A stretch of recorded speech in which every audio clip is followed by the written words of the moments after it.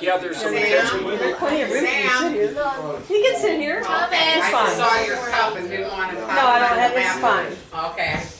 As long as he doesn't, like, pop me in the mouth, I'm fine. I would love that. I can pull on him. You want to do an official opening with a request for divine attention as well as earthly? Okay, for those who are not real quiet right now, we're gonna. Yourself? Sorry, I didn't hear a trumpet blast. Yeah. We're gonna come together, and Eric is gonna talk about what he's going to talk about, Deuteronomy 30, verse 1, etc.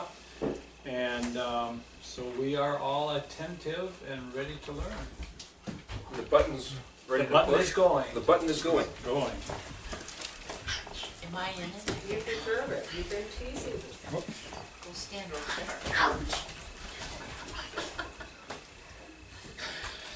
There's a very interesting a little issue of Greek versus English versus Hebrew.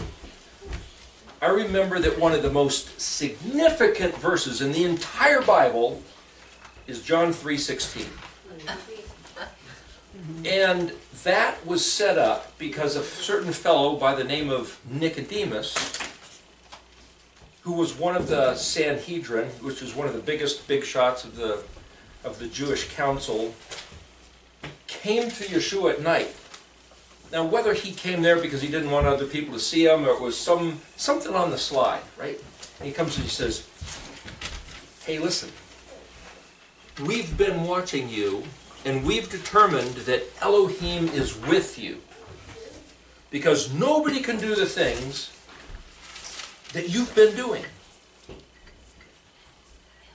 What?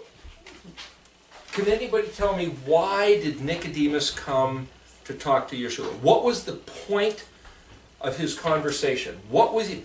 If you think that somebody actually came from heaven and you go, "Wow, this guy is a genuine," call him a prophet, but if he's sent from heaven, this guy's got some information that we could use. What would be the question that you ask him? If you really felt that somebody was here as a messenger from heaven, not just, some local preacher or some rock and roll star or whatever you might think, "Hey, let's go meet the person," but this guy's from heaven, what would be the question you ask him? What do you think? Why did Nicodemus show up to talk to Yeshua? What was the subject matter on his heart? Does anybody want to venture a guess? How can one be born again? No, that's not. He No, it's didn't. not He there. didn't ask that question. No, Yeshua asked him that question. Oh. So what did he ask? Basically, are you the one that we are longing for? Are you No, the he one didn't that- ask that question either. But How do you have eternal life? He didn't ask that question either. Question? Well, he ended up asking that question because Yeshua started punching him with questions. But what question did he come to ask? Why did he make that rendezvous at night in the back Are alley? you the one that we've been looking for? He didn't ask him Well, that that's question the one I either. was Born when they are old. Huh? How can you perform these miracles? But he didn't ask that question. He said, "We assume, or we have determined that Elohim is with you because we see you doing these miracles, and nobody can do these unless Elohim is with him." So in other words, the whole group of the wise sages, the council of the Sanhedrin, had been talking about this stuff amongst themselves, and they determined, gosh, we really can't come against this guy because Elohim has got to be with him, because look what he's doing. But they're confused.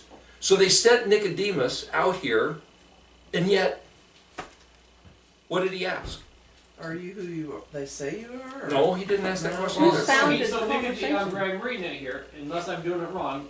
Jesus says something about, Jesus replies, "I tell you, no one can see the kingdom of God unless they're born." Okay, No, wait, No, but what wait, was gotta before back up that? You before gotta back that. up before that. what was the verse before that? You want to go ahead and read it? Yeah, You go so ahead. Here's John 3:1. Now there was a Pharisee named Nicodemus who was a member of the Jewish ruling council. He came to Jesus at night and said, "Rabbi, we know that you are a teacher who has come from God.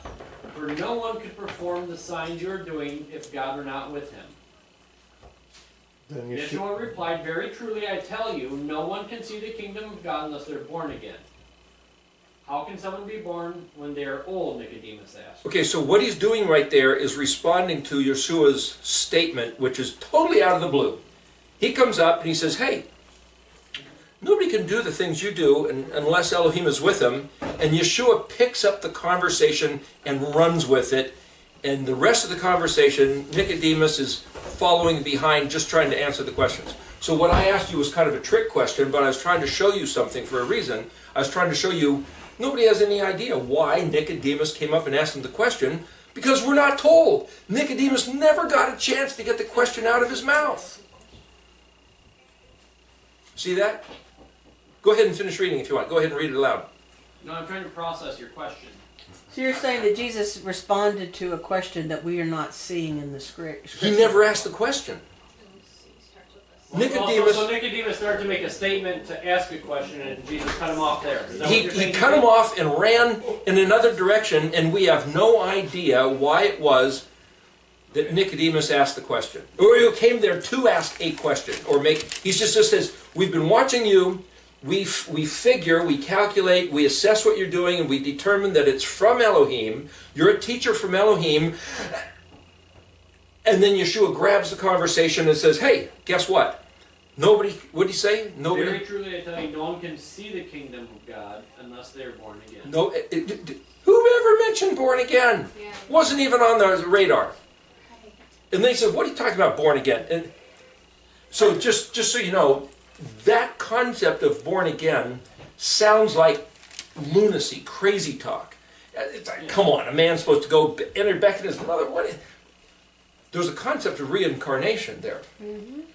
To have to come back through being born yet another time onto the face of the earth, I think is a legitimate question saying, hey, wait a minute, are you saying that reincarnation is a reality? And Yeshua said, no, wait a minute. What's born of the flesh is flesh. What's born of the spirit is spirit. I'm talking about being born of the spirit. It's a whole different dimension of reality. So I think I personally think Yeshua's answering the question of reincarnation in that conversation. But I was never taught that. I was taught that Nicodemus was asking some stupid question about going back into your mother's womb.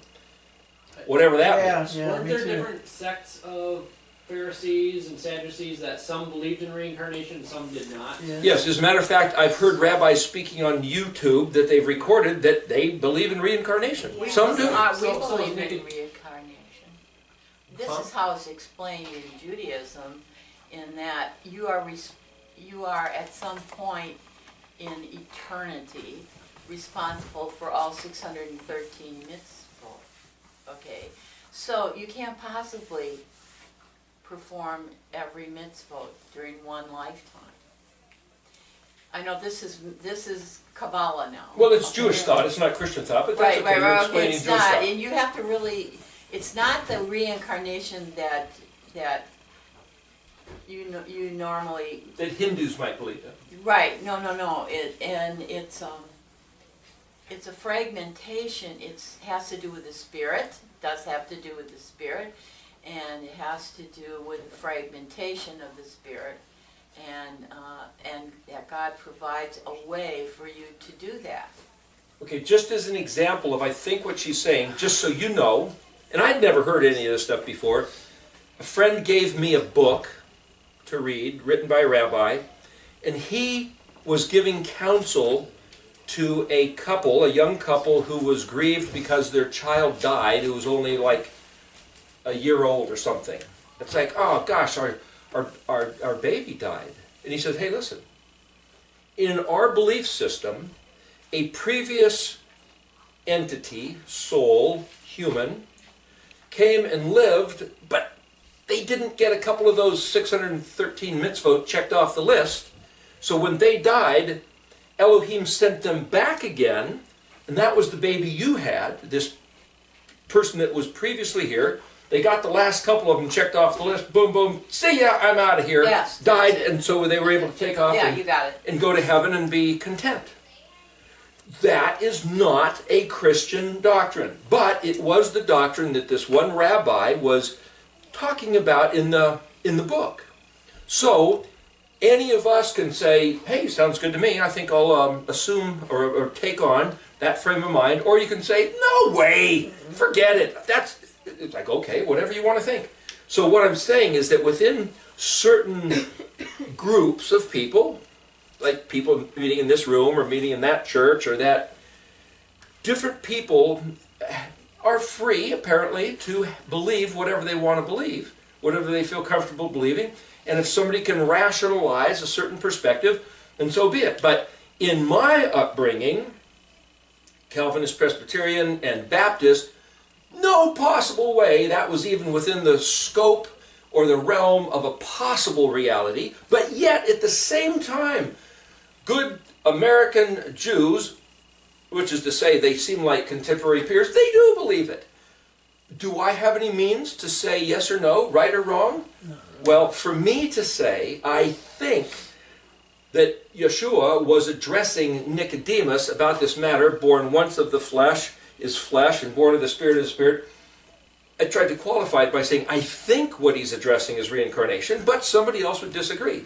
So as you said, a certain people group would say, I'm wrong. So I'm just throwing it out there for saying, okay, in the conversation of John chapter 3, I'm just bringing our attention to that and bringing it to bear for a reason here. And it goes to Deuteronomy 30. Can I just say one quick thing? Remember, this is the Jesus that met the woman at the well, and she said something, and he already knew the answer. I mean, he already... Sure. So, I mean, he knew it wasn't about what she thought it was about. And I have to go get my husband, okay? Because she wasn't supposed to be talking to him in the first place.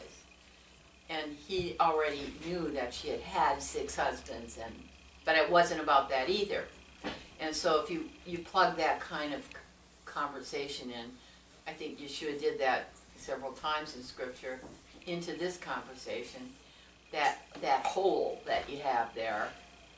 Okay, so... Okay, is he just knew what it was about in the first place, so... Okay, I'm going to suggest that what Leslie is saying is that Yeshua knew what was on Nicodemus' heart. Yes. Nicodemus' heart. And so he took the conversation where Nicodemus wanted to go, but didn't get a chance to go. Did you notice what I just did? I changed the man's name. I had always heard that his name was Nicodemus, and yet I picked up a Bible, I think it's maybe the one you have there, ISR, and it says his name is Nicodemon. It's like, and one day I looked at that and go, wait a minute, is his name Nicodemus or Nicodemon? Nicodemon. Nicodemus is the Greek and Nicodemus. Well, if you know about Greek, masculine singular ends with US. So you get Zeus, which is the father deity of the Greek pantheon. But Memnoon is how you'd spell Nicodemon. So just for what it's worth here, I was trying to play with the phonetics, right? Because the Hebrew alphabet is phonetics, consonantal sounds. So what I came up with is Nun, Kuf, Dalet, that's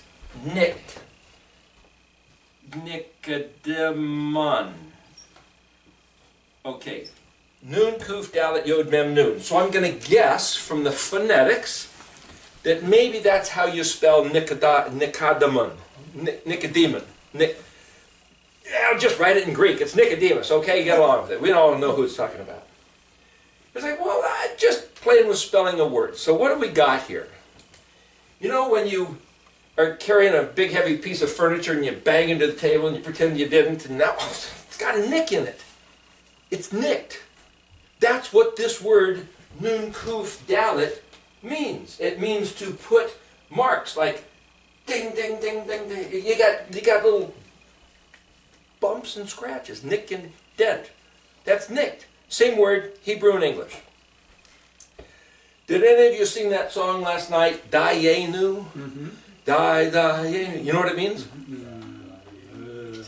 It would have been enough. It would have been enough. Yeah. So, when you get to the end of your life and you put in so many years that your body is weary, it's like, it's enough. Let me just die. Get on to bigger and better things. Die. The same word die in English and die in Hebrew, it's the same. You ever see the movie Ushfazim? Yeah? There's one scene I remember because I'm thinking, oh, die means it's sufficient or enough. And the wife is speaking to the husband. She goes, die, die. And the English subtitles say, stop, stop. So die means just, enough, stop. So here's the word die, dalet yod, enough, stop. And here, this is a bunch of little marks. Now, this word mem nun is where we get the word manna. Remember what they said about the manna? That stuff that appeared was not manna. That stuff that they ate, it wasn't manna. They called it manna. Nobody knows what it was. They looked at it and go, What is it? what's this? What's where? But it's not just, see the word ma, mem he, is what? But mem nun means, where is this from? What? This must have been the stuff from heaven, but we didn't see it falling from heaven. It materialized on the ground. So it's manna means, wow, where's this from? It's like beyond. Okay, literally, you can look in the dictionary, and mem nun is the word for beyond, which is like outside your grasp. You can't reach it, but it's something. And it also means away from. So this letter mem, if it's a prefix letter, I don't see one in the verse here, but it can mean the place of. Like if you're from this town, then you would use that mem as a prefix. But if you leave, and somebody says, where are you from? That letter mem means I'm away from that town. So in Hebrew, the same letter, the same word can be read 2-3 different ways. So it all has to do with, like I tried to show you before with the aleph and the bet, Hebrew works not just individual meanings like we do in English, but its whole concepts are wrapped up in one letter. So mem is like this pool, and nun is the fish that jumps out of the pool. But so he was in the pool and he's away from the pool. I'll give you one other little example. If you look at the word for garden, in Hebrew it's gimel nun. And a garden is something that, to use English words, it's something guarded. Kindergarten, well, the kinder, or the kin, the children, you guard the kinders, you guard the children in kindergarten. That's the word, it goes back to German roots and all. But now, if a garden by design, by definition, is something guarded, you watch, you might put a fence, you might tend the soil, you give it extra water, you make sure the dogs and the kids don't play in it, and the deer don't come eat it, so you protect it. So it is something protected, but the thing you protect it with, or the action of protecting it with your attention, you put a mem in front of it. So this is Magan, where we get the word Megan, the girl's name, or Mogan David. You ever heard of Mogan David? It's David's shield, right? It's also a wine, right? Cheap wine. Cheap wine. But it literally means shield, or to do the act of guarding. Okay, so the letter mem, as a prefix letter, is either the place that is guarded, or it's the action of doing that, what that place is about, which is the verb action. So is it a location? Is it the verb action? Is it to be away from? But that's what happens when you have a mem. So let's plug that into here. You have, and especially this letter nun, I didn't go through all these letters earlier, but just I'll try to bring you up to speed. This letter nun is like this lightning bolt shape, which is the same thing as if you were to step in a room and turn on the light switch, you're energizing the room. You suddenly make something happening. You turn on the Wi-Fi and suddenly you can get reception. That's the action, the benefit of nun happening. So something is happening. Kuf dalet, nun kuf dalet, you're making marks enough away from. What if you were to read that as a cryptic message? What might he be asking? Why is Nicodemon, which you can't see if it's Nicodemus, because now we have to analyze the spelling of the word, Nicodemon, what has anything to do with a bunch of marks, enough, away from? I'm setting up like a detective story and it goes nowhere because you don't have any other information. Look a couple more verses when he says, if you could read it, when he says something about what's born of the flesh is flesh and spirit is spirit, and then he says something about, are you not the Master teacher? What does he say? Are you Israel's teacher, Jesus asked? Is that what you're asking? Yeah, how do you read that whole verse? Oh, sure. Yeshua answered I tell you, no one can enter the kingdom of God unless they are born of water and the Spirit. Flesh gives birth to flesh, but Spirit gives birth to spirit. You should not be surprised at my saying, you must be born again. The wind blows wherever it pleases. You hear its sound, but you cannot tell where it comes from or where it's going. So it is with everyone born of the Spirit. How can this be? Nicodemus asked. You are Israel's teacher, said Jesus, and you do not understand these things? Okay, so let's just stop there. Okay. Okay, so in other words, are you not Israel's teacher? This guy was on the Sanhedrin. He was a great teacher. He was a large teacher. He wasn't just some kindergarten teacher. So Yeshua's sitting here talking about the kingdom of heaven. Why? Well, let's suggest it had something to do with this subject. Now, let's jump into Deuteronomy 29. Now, we're going to talk about Deuteronomy 30. That's what's on the board here. But the chapters and verse numbers were added later. The chapter and verse numbers were added during the Middle Ages sometime. So Deuteronomy 29 was right before Deuteronomy 30. So if we look at Deuteronomy 30 verse 1, it comes right on the heels of Deuteronomy 29. So let's just back up a few verses. We're going to go back to, let's see. Well, we could read all of chapter 29. Let me just give you an overview of 29. I mean, if you really want to capture the whole meaning of what's going on. But what I was going to say is that we're going to look in particular last two verses of 29, and then we'll jump in. So, this is what's been on everybody's mind.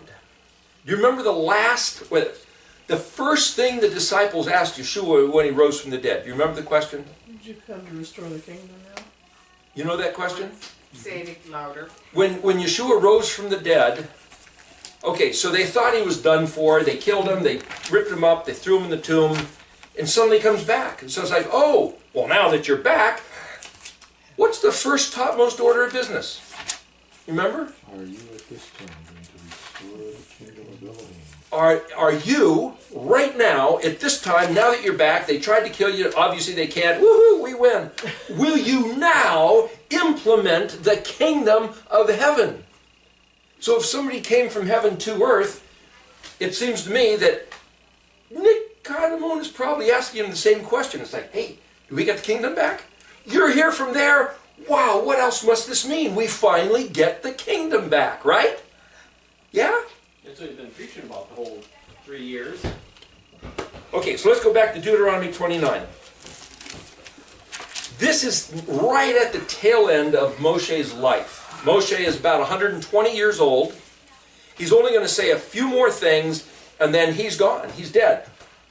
Joshua takes over, takes him into the promised land. That's the end of it. This is Deuteronomy 29. So in the book of Deuteronomy, the word deut, it means two. So this is in nomial, it's like the second telling. So Deuteronomy is basically an overview of the other books of the Torah. So if you want to get to the heart of everything in this whole book, it's Deuteronomy. And here at the very end, Moshe is giving this overview. So we are at the, like if you look, I don't have time to read the book, there's a whole book. Where do you look? You look at it, you read the foreword and the conclusion. The author's going to tell you something, then wrap it all up, and you'll get the gist of 2,000 pages in between. So that's where we are. We're at the conclusion right here. So we got Deuteronomy 29, Deuteronomy 30, then you got what's called the Song of Moses. And then Moses punches out and we're gone. That's it. Okay, basically. So this is what he's saying. You are standing here, all of you, before Yahweh your Elohim. When's the last time you guys have read this? Do you want me to read this just for the sake of reading it? Do you want to hear it? Oh, last year.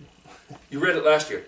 Have you guys read it? Do you know the chapter? Yeah, we go Yeah. through it. Okay, so I won't go the whole thing. I'll read a couple things.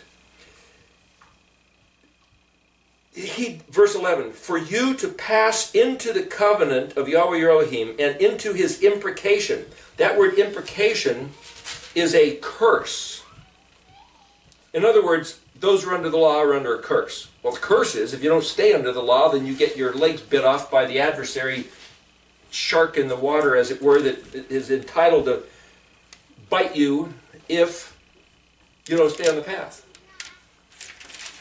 That he seals with you today in order to, verse 12, in order to establish you today as a people to him, and he be Elohim to you, as he spoke to you, and as he swore to your forefathers, Avraham, Yitzhak, Yaakov. Not with you alone do I seal this covenant and this imprecation, but whoever is here, standing with us today before Yahweh Elohim, and whoever is not here with us today. Now, I was never taught this, but what I believe is that what he meant by that is he's talking about us. Us standing right here.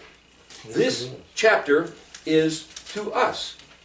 So I wondered why for 50 years I would read the Old Testament, hear Old Testament stories, and I never had any regard other than it was the Bible story of, just Bible stories of the Old Testament.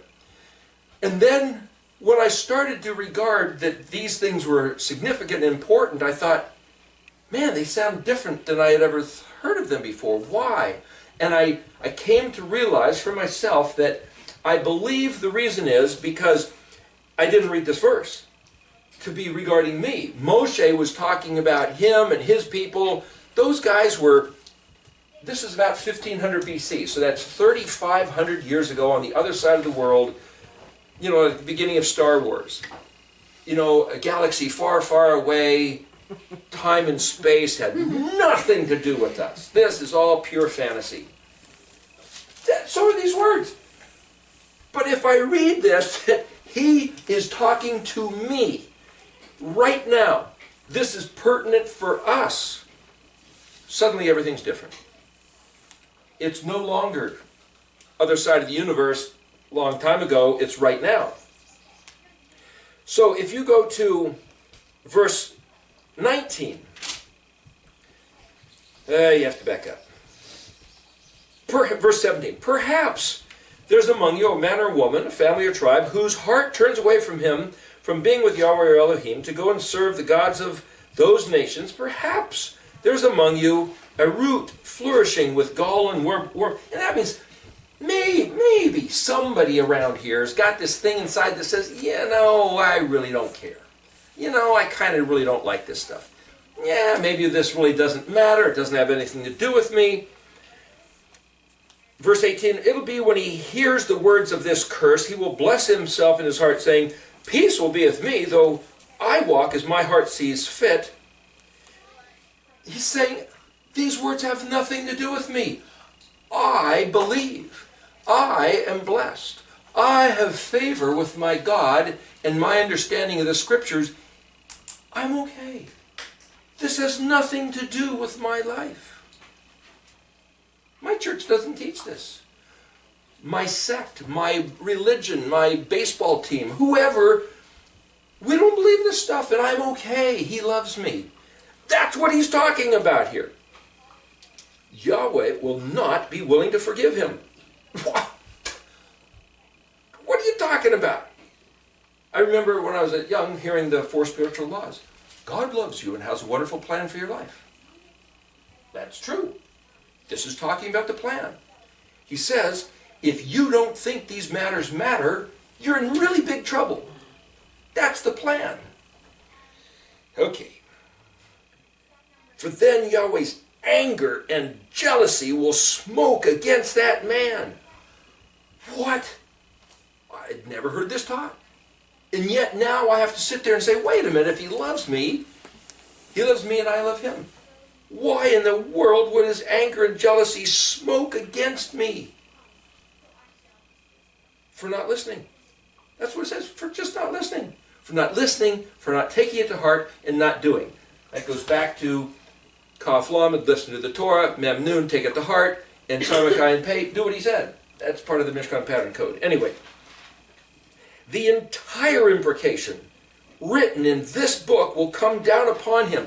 Now, as I said before, if you go back and you try to read Hebrew, and you don't know what these words say, so you read translated into some other language, Greek or Latin or English or anything else, and if they change the intent of what? The original plumb line. This is the original plumb line. If you don't take these matters to heart, then the weight of this entire curse comes down on you. It's like, excuse me, would somebody please tell me that when I'm your age, when I'm young, instead of letting me bear the assault of this curse upon my life, and then finally when I'm 60 years old, go, now you tell me. Gee, thanks. So I'm trying to bring this to bear so that anybody who wants to regard it, anybody out in video land, can take it to heart if they choose to, can at least contemplate it. And if you don't want to think about it, then don't. It's your decision. But better to make it a conscious decision than never hear these words. I have a friend who his Bible starts with Matthew. Greek Orthodox. No access to these words. Never seen them. They have some Psalms. No access to these words of Deuteronomy. Imagine that. And yet, he believes completely, such as he's been told. The entire imprecation written in this book will come down on him, and Yahweh will erase his name from under heaven. Whoa! That's kind of eternal. Verse 20. Yahweh will set him aside for evil from among all the tribes of Israel, like all the imprecations of the covenant that is written in this book of the Torah. Listen, you can do all the threats and scary stuff you want. You can read Deuteronomy 28, which is what he's talking about, all the threats of this curse, Leviticus 26, but that is the strictest, most dire warning that he could possibly verbalize. I mean, this is really, really serious, and yet, my friend has never read these words, but he goes to church all the time. And though I went to church for 50 years, I never had anybody tell me that. I might urge the young people to say, hey, bear in mind that this is wise counsel for you to incorporate into the rest of your life. The sooner the better. Yeah, and even in the congregation I grew up in, I mean, we had access to it, and I saw it, but, well, that isn't for us anymore. And so it's like, wait a minute, and then after, I mean, it took me 42 years to finally figure out, it is for us. I mean, I've started seeing it about 7 years prior, but it took that long. Okay, now, let's assume he's talking to all of us, including us here, and he says these words, verse 21, the later generation will say, hey, that's us. We're the later generation. Maybe there's more later than us, but for all we can figure, we are this later generation he's talking to. Your children who will arise after you, and the foreigner who will come from a distant land. Look at a world map. North America is opposite side of the world. We're just about as distant as you can get. So here we are, time and space, far distant. He's talking to us. We can put that shoe on and look, it fits perfectly good.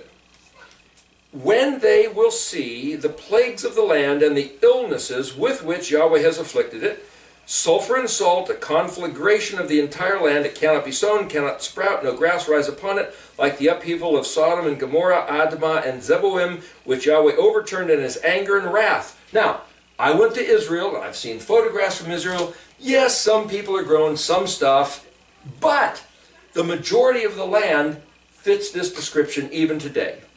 A barren rock, a couple little sprouts, hardly any trees. It's like, yeah.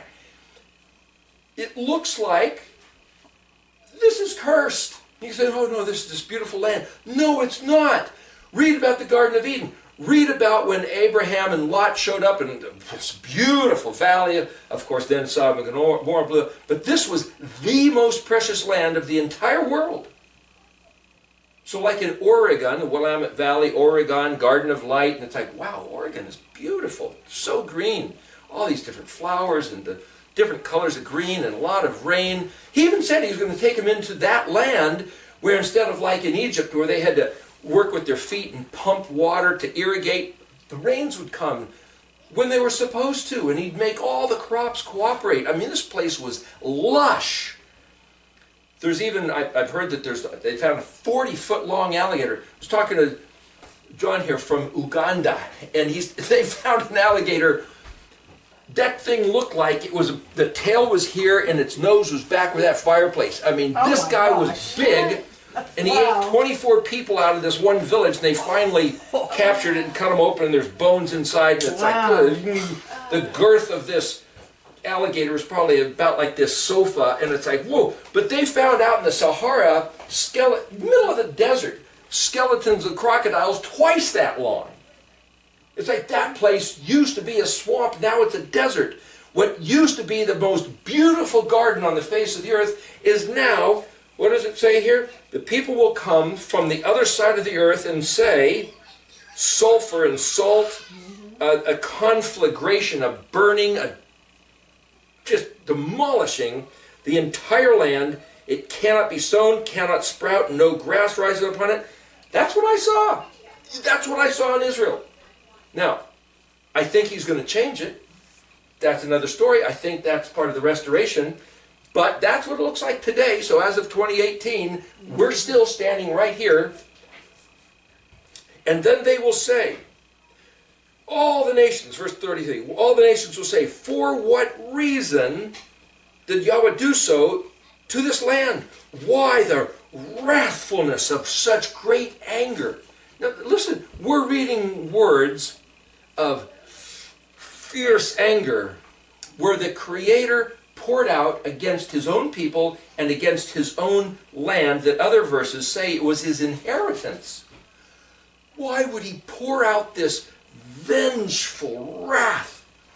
Well, there's other verses, Jeremiah, Ezekiel, Isaiah, where he says, same thing, numerous different places. He says, well, I was a little bit upset with my people, and I kind of punished them a little bit.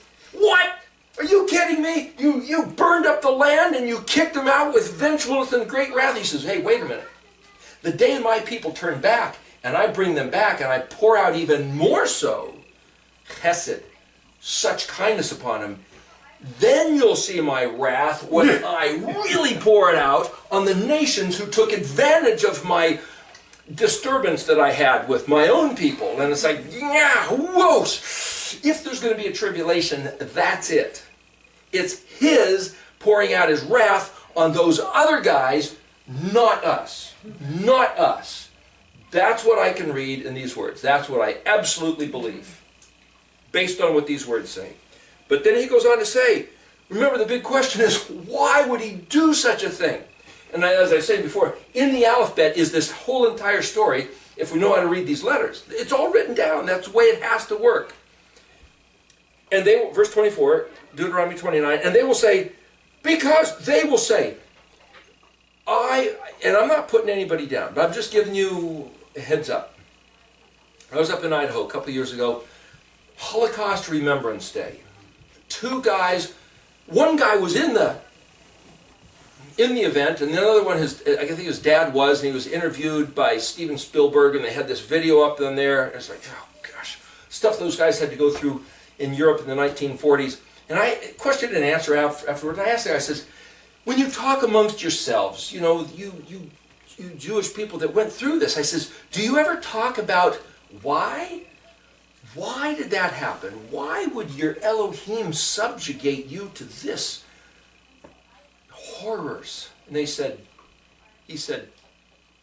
we have no idea. We don't know. You don't know. You don't know. It says right here, verse 24, not regarding that event, but regarding, look at the land, and it's been wiped out for 2,000 years since Rome, and another number of hundreds of years that Greece messed it up, and Media Persia messed it up, and Babylon messed it up, and Egypt messed it up, and Assyria messed it up. There was a little glimmer the time of David.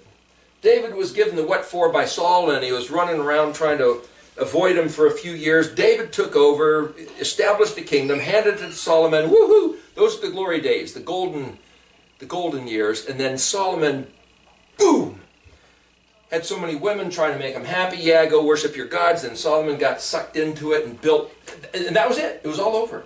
So there's been maybe 40, let's call it 50 years. Let's say out of the entire history of the planet, there's been about 50 years that Israel actually ever got to experience the bright promise that Yahweh had ever said that he would pour out lavishly upon his people. Remember, the word seven, Shavah, is good measure, pressed down, shaken together, overflowing.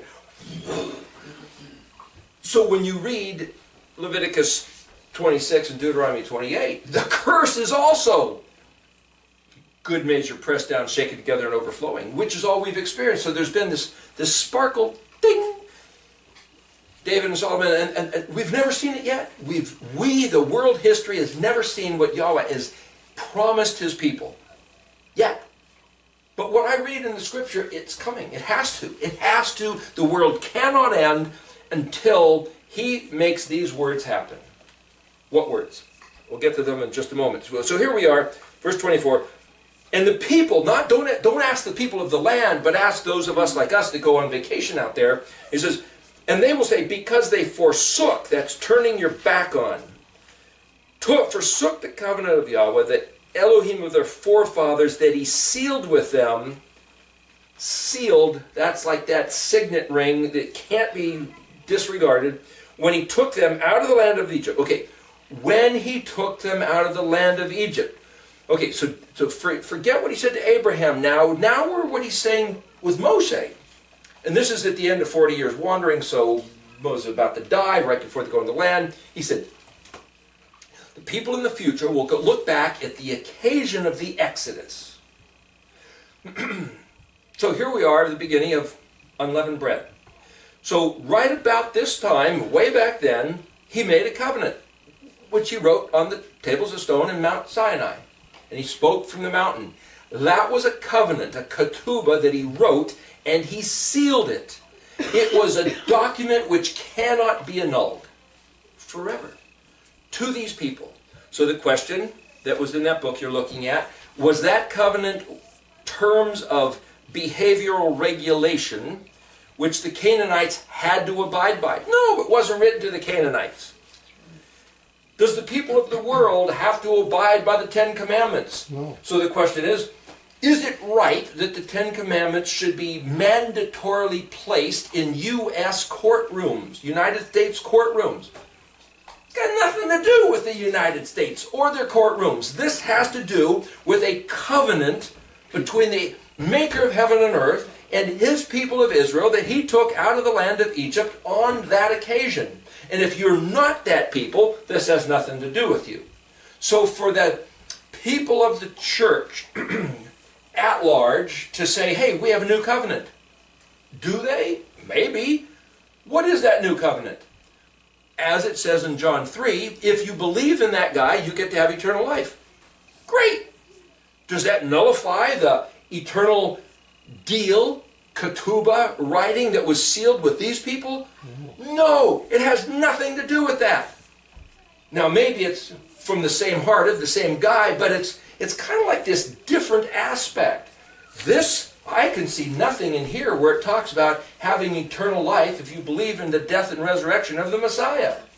But it certainly talks about what happens on the face of the earth, whether you obey or disobey, regard or disregard, the terms of this marriage contract, ketubah, writing. So for somebody to say, which is it? Is it the old or the new? It's not a question of which is it. Two different, you might say, revelations. This is for a particular people,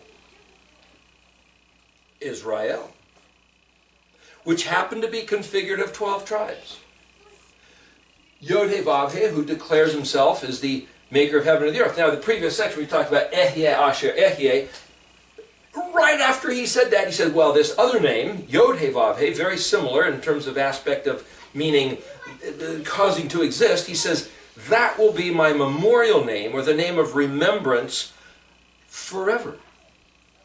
Recalled to mind, the name that'll stick in your head. So some people are talking about on the internet, is it Ehyeh, is it Yahweh? It's like, well, that's another conversation. I tried to analyze the phrase, which I've not heard other people do, but I was trying to give you the benefit of the analysis, looking at individual letters of Hebrew in the previous talk. But what I'm saying here is that the ketubah, the marriage contract, that guy who claimed to be the creator of the heavens and the earth, made with this people group, the assembled 12 tribes, that he just pulled out of Egypt, did not include the British or the Americans or the Russians or the Chinese or the Ugandans. He didn't even speak to those people. And he made a deal which would last forever. So then, as the people profaned the covenant, forsook the covenant, abrogated the covenant, as he said in other terminology, then he cast those people, slaughtered a bunch of them, turned a bunch of them into slaves from the other nations, and then he chased them around the world and scattered them everywhere, such that people who we now find ourselves anywhere, scattered everywhere, can choose to return to this covenant. Not making comment about the New Testament covenant. I'm not disregarding that. I'm saying this covenant can be rejoined. It doesn't nullify the significance of eternal life for believing in the one sent. It has nothing to do with that. It's going back to this covenant. So this is what he said. Verse 25. They, our forefathers, coming out of Egypt, went and served the gods of others and prostrated themselves to them, gods that they knew not and that he did not apportion to them. So, in other words, he took them out of Egypt, and quickly the attention and then the hearts of our forefathers looked to other deities worshipped by other nations that were surrounding them, instead of retaining the instructions and the identity of this guy, Ehyeh, who just took them out of Egypt. They quickly abandoned him. So, Elohim's anger flared against the land. Not just against the people, but also against the land, to bring upon it the entire curse that is written in this book.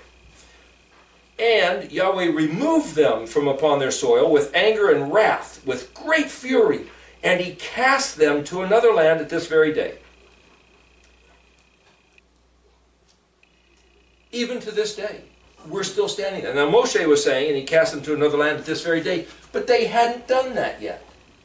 So this very thing is not Moses talking to those guys, it's Moshe talking to us. As of this day, we're still cast into other lands. Okay, verse 28. The hidden are for Yahweh Elohim, but the revealed are for us and our children forever to carry out all the words of this Torah. Now, that's the end of chapter 29. We'll get into chapter 30 in a minute, but just wait a minute. If you all have never seen a Hebrew text, you'll never know this. And maybe some Hebrew texts don't include this, but the word he cast them has an unusual thing happening. There's an enlarged letter lamed. There's a certain size of the text, and that one letter is extra large. Why? There's a bunch of letters in Hebrew, not very many, a couple hundred scattered throughout the whole thing, where there's anomalies in the writing. This is one of them. It's an enlarged letter lamed. And in another version of this publication, the next verse is on the next page. But in this publication, the next verse is directly underneath it. They just happen to arrange it that way on the page. And the next verse says, the things that are revealed are for us and our children forever. And that phrase, for us and our children happens to be in Hebrew, lenu velabenu. And it has dots. You can see it right here. Dots above it. So here's this phrase, lenu velabenu, which means for us and our children. It has dots above it. And right above that word is this word va'ishalakam. Shalak is the word to send out, like we shellac something. So if you spread something out, that's the word shalak, which means to dispatch or eject or fire a missile or divorce. It's got an enlarged lamed. So here's a large lamed and a bunch of dots. But these two things are drawing our attention to these two verses. Yahweh removed them from upon their soil with anger, wrath, great fear, and he cast them to another land as this very day. So, if Yeshua is going to come from heaven to earth, what might you ask him? Have we spent enough time being ejected? Can we come home yet? Isn't that what you'd ask him? Sure. Well, the hidden, in other words, if he didn't reveal it, it's none of our business. He's got that covered. Don't worry about it. The hidden are for Yahweh or Elohim. But what is revealed are for us and our children forever. Oh, now this is the stuff we need to concern ourselves with. Do you know how the Martians got on Mars? Do you know where they lived before that? I have no idea. But what he did tell us is to keep the words of this covenant. So what he didn't tell us, that's his business. What he did show us is for us to keep the words of this Torah. What has this got to do with Nikadimon? Didn't we read that, are you not the great teacher? The word lamed means teach and learn. Here's a great lamed. It's an enlarged lamed. Here's nicked, a bunch of dots above this word, lenu velabinu. His name means nicked. This is talking about, can we come home yet? You can read his name is, hey, go back to this verse. Have we been kicked out of the land long enough? Die. Is it enough? Memnoon. We've been kicked out. Can we come back? I'm suggesting that because of the encryption of the dots and the enlarged lamed, that this is exactly what Nikadimon came talking to him about, which is exactly what the disciples asked him when he rose from the dead, which is exactly what verse 30, chapter 30, verse 1 is about, which is exactly what we're talking about. And I'm trying to make the case that this whole business of him being furious with great anger, if we read in Jeremiah 31, which I believe we talked about the other day, soon as Ephraim changes his attitude and says, after I had rebelled and I came to my senses, I repented and regretted and said, Yahweh, bring me back to you, and I will come back. And instantly, Elohim's attitude says, oh, is Ephraim such a delightful child and my favorite son that whenever I think of him, my heart grows fonder and fonder? When we change our attitude, instantly his attitude changes. Where's the furious wrath? Gone. Gone. When we change our attitude, he changes his attitude. Where is the script? What do we have to change our attitude into? The very next verse, Deuteronomy 30, verse 1. This is what it says. You are standing today, all of you, before Yahweh your Elohim. It's not just those people in Deuteronomy, it's us. We're standing in front of him this day. The heads of your tribes, no, that's verse 29, excuse me. Back to 30, verse 1. It will be that when all these things come upon you, the blessing and the curse that I presented before you, well, we have a perspective of history. We're standing here today, we can look back. Did the blessing happen? Sure, look at David and Solomon. And then you can look at a little glimmer here and there with, what is it, Josiah or Joash and Hezekiah, and I mean a little clip here and there. Every time people did what Yahweh said, it went well for them. Every time they didn't, wham, it all fell apart.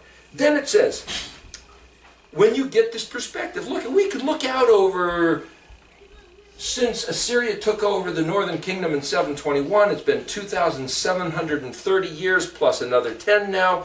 It's like that curse. You guys know about the 2,730 year curse, right? Okay, well, we've seen it. The curse, as he said, nobody had the perspective until us now to say, hey, look, The curse happened for 2,730 years. Here we are on the other side. So we're standing with a perspective to see it. My parents didn't. I didn't for my first 50 years. It never happened yet. Now it's happened. And then he says, then you will take it to your heart. And the interesting thing about the phrase, then you will take it, is actually spelled Shabbat. Shin Bet Tav. But it's not translated Shabbat, it's translated, you will take it. How do they do that? I can show you how they did that, but it's almost like this, what? And so my thinking is, what? How do you take it to your heart? Start keeping Shabbat. That's my take on the matter. But here, the next verse. Among the nations where Yahweh your Elohim has dispersed you. That means here in America, or Uganda, or South Africa, or Australia, or France, or wherever we've been scattered, okay, we're still going to be scattered, and at some moment, like right now, suddenly it's going to come to our attention, and we're supposed to take it to our heart. Among the nations. That's what he's saying. And you will return to Yahweh your Elohim. That verse is also spelled Shin Bet Tav. Shabbat. You will return. But you don't know that unless you read Hebrew. So in other words, what does it look like if you return? Shuv. Keep Shabbat. That's Return my to the take on covenant. that. Shuv, Shabbat. The word shuv, teshuva, is an aspect of the word. It's the SHB sound, and then the T makes it future tense or past tense. That's grammatically breaking down the words. But here's the point. You will return to Yahweh your Elohim and listen to his voice according to everything I command you today, you and your children, with all your heart and all your soul. You know that song? All your heart and all your heart and soul on the piano. Is it dun dun dun da da da da? Isn't that heart and soul? Somebody play the piano? Oh, what? Dun, dun, dun, dun, dun, dun, dun, dun, dun, dun. Yeah, isn't that heart and soul? Isn't that the? Isn't that? Maybe I didn't do too good of a rendition. Sorry, but that's kind of like the first song you learn as a kid. Heart and soul. Oh yeah, somebody made that song up. It's like, no, that's from Deuteronomy 30. He said, when all these things come upon you, then that's like the starting gun. When was it? 2010 was when the curse was over. And here we are among the nations. We can travel to Israel. We can see photographs. Look, it's a barren, wasted land. Hey, everything fits the description. We say, hey, why would he do this? Because they forsook the covenant. And now what are you supposed to do? Come back to these words which I command you today with all your heart and all your soul. Which two verses again in 30 use that word that's the same as Sabbath? I think verse 2. It's verse 1 where it says, then you will take it to your heart. And 1 and 2. And verse 2 where it says, return unto. So what I'm saying is that it's spelled Shin Bet Tav, but it's not translated Okay. Shabbat. It's translated as return and take it to your heart. So here's the thing. Then, okay, so the action of verse 1 and verse 2 has a result. Cause and effect. The effect, the result is verse 3. Then, after you guys have done that, Yahweh your Elohim will bring back your captivity. That's also the word Shabbat. Because to be held captive, what do you mean I can't go to the store? Oh, come on, what do you mean I can't go to work? It's like I'm a prisoner. That's right, the word Shabbat means to be a prisoner. But to be released from captivity is also the same word, Shabbat. He will bring back or release you from captivity from your enemies around the world who has enslaved you, and he will have mercy upon you. And he will gather you in from all the peoples to which Yahweh your Elohim has scattered you. This is what Monty Judah calls the greater Exodus. Right here, he promised to gather all of us from being scattered around the entire world and bring us back to the land of Israel that he promised our forefathers. This right here, and I never heard this preached ever in 50 years of the Christian church that I have any recollection of. Of course, when you're a little kid, seeing flannel graph stories, and then later studying. In any of that scope, I never heard this. But this is the promise.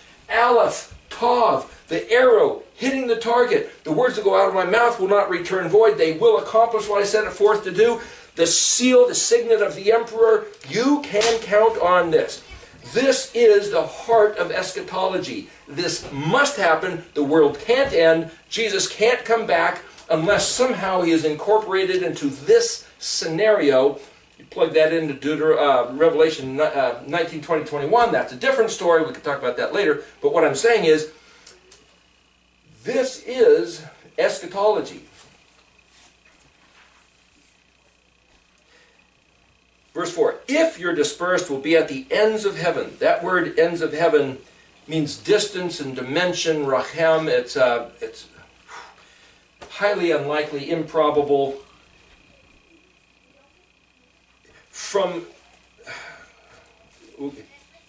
If you're dispersed, be at the ends of heaven. From there, Yahweh your Elohim will gather you in, and from there he will take you. Yahweh your Elohim will bring you to the land that your forefathers possessed. That's the land of Israel, and you shall possess it. He will do good to you and make you more numerous. That same word can mean increase your regard of value. Not just more numerous, but more significant, more important, more respected, wealthier than your forefathers. That's even than David and Solomon. This hasn't happened. The world can't end yet. Don't be afraid of the end of the world coming. He will do good to you. Yahweh your Elohim will circumcise your heart, which can be read as removing the barrier, which is to say anything that says, I don't have to do this stuff. I really don't care. It doesn't really involve me. He'll take that away. And the heart of your offspring to love Yahweh your Elohim with all your heart and all your soul, that you may live. That you may live. This isn't like, see, I did it. Okay, end of the world, now let's go.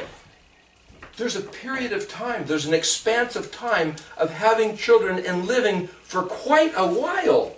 And I would suggest that maybe it's the last 1,000 years. Yeah. The Shabbat, like the seventh day, this might be the Shabbat of time, 1,000 years of reveling in his compassion, mercy, goodness, and blessing, I believe, is in front of us. And that the 2,000 years of being chopped up by the Roman Empire, and before that the Greeks and Media, Persians, Assyrians, and Egyptians, is ancient history that our forefathers incurred because they failed to listen. And if we listen to these words, the promise in front of us, I believe we're at the threshold right here within our grasp is these words. And then, this might be what people think is the tribulation.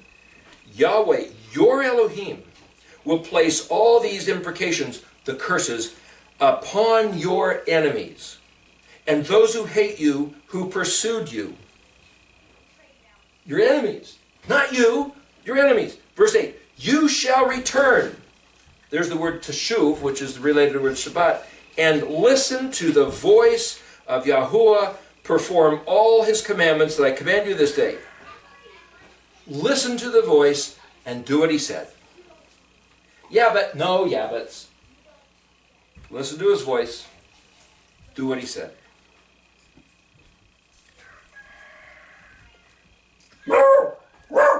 Yahweh will make you abundant in your handiwork, in the fruit of your womb, that's your children, the fruit of your animals, the fruit of your land, it's your crops, for good, when Yahweh will return to rejoice over you for good. This is on his heart to do. He wants to do this. He's been looking forward to do this, but we haven't allowed him yet. Our forefathers would not allow him to have the dream of his heart. I have a dream. Martin Luther King, I have a dream. Yahweh Elohim. His dream is this. We could give him his dream if we listen. He will return to rejoice over you for good as he rejoiced over your forefathers. Here's the condition. When? Verse 10. When you listen to the voice of Yahweh your Elohim, what's it look like to listen? To observe his commandments and his decrees that are written in this book of the Torah. The New Testament didn't exist when this is written.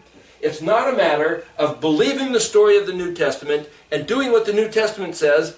This condition was this book these words that he said on this day. That's what he said.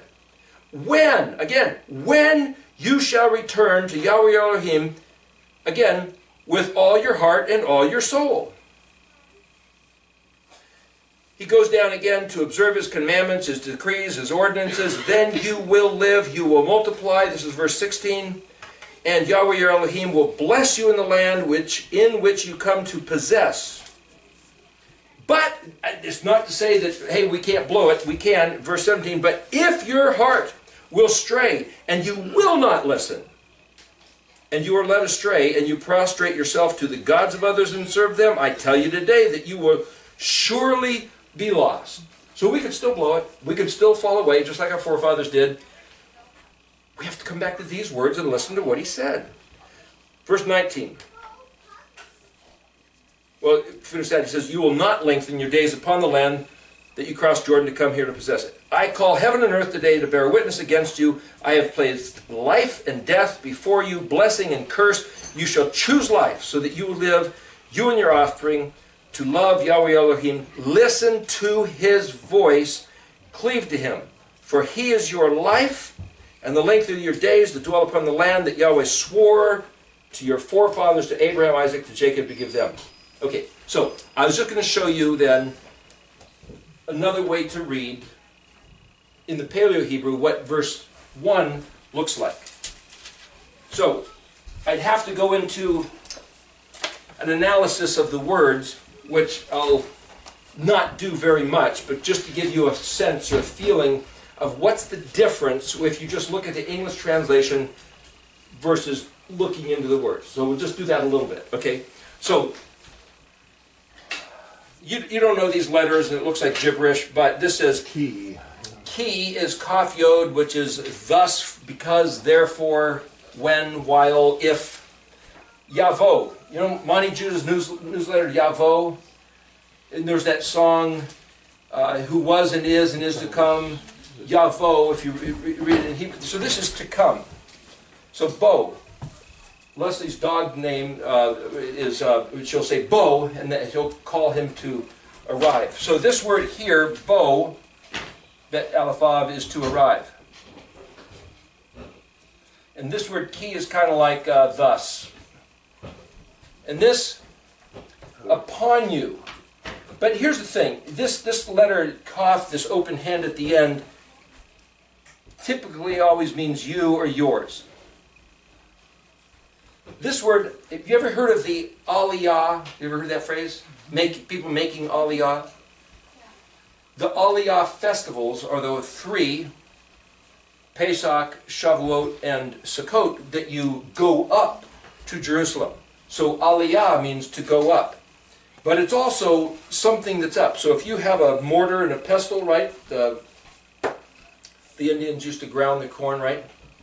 The upper millstone is the Ali. So you could translate this, this has arrived to raise you up.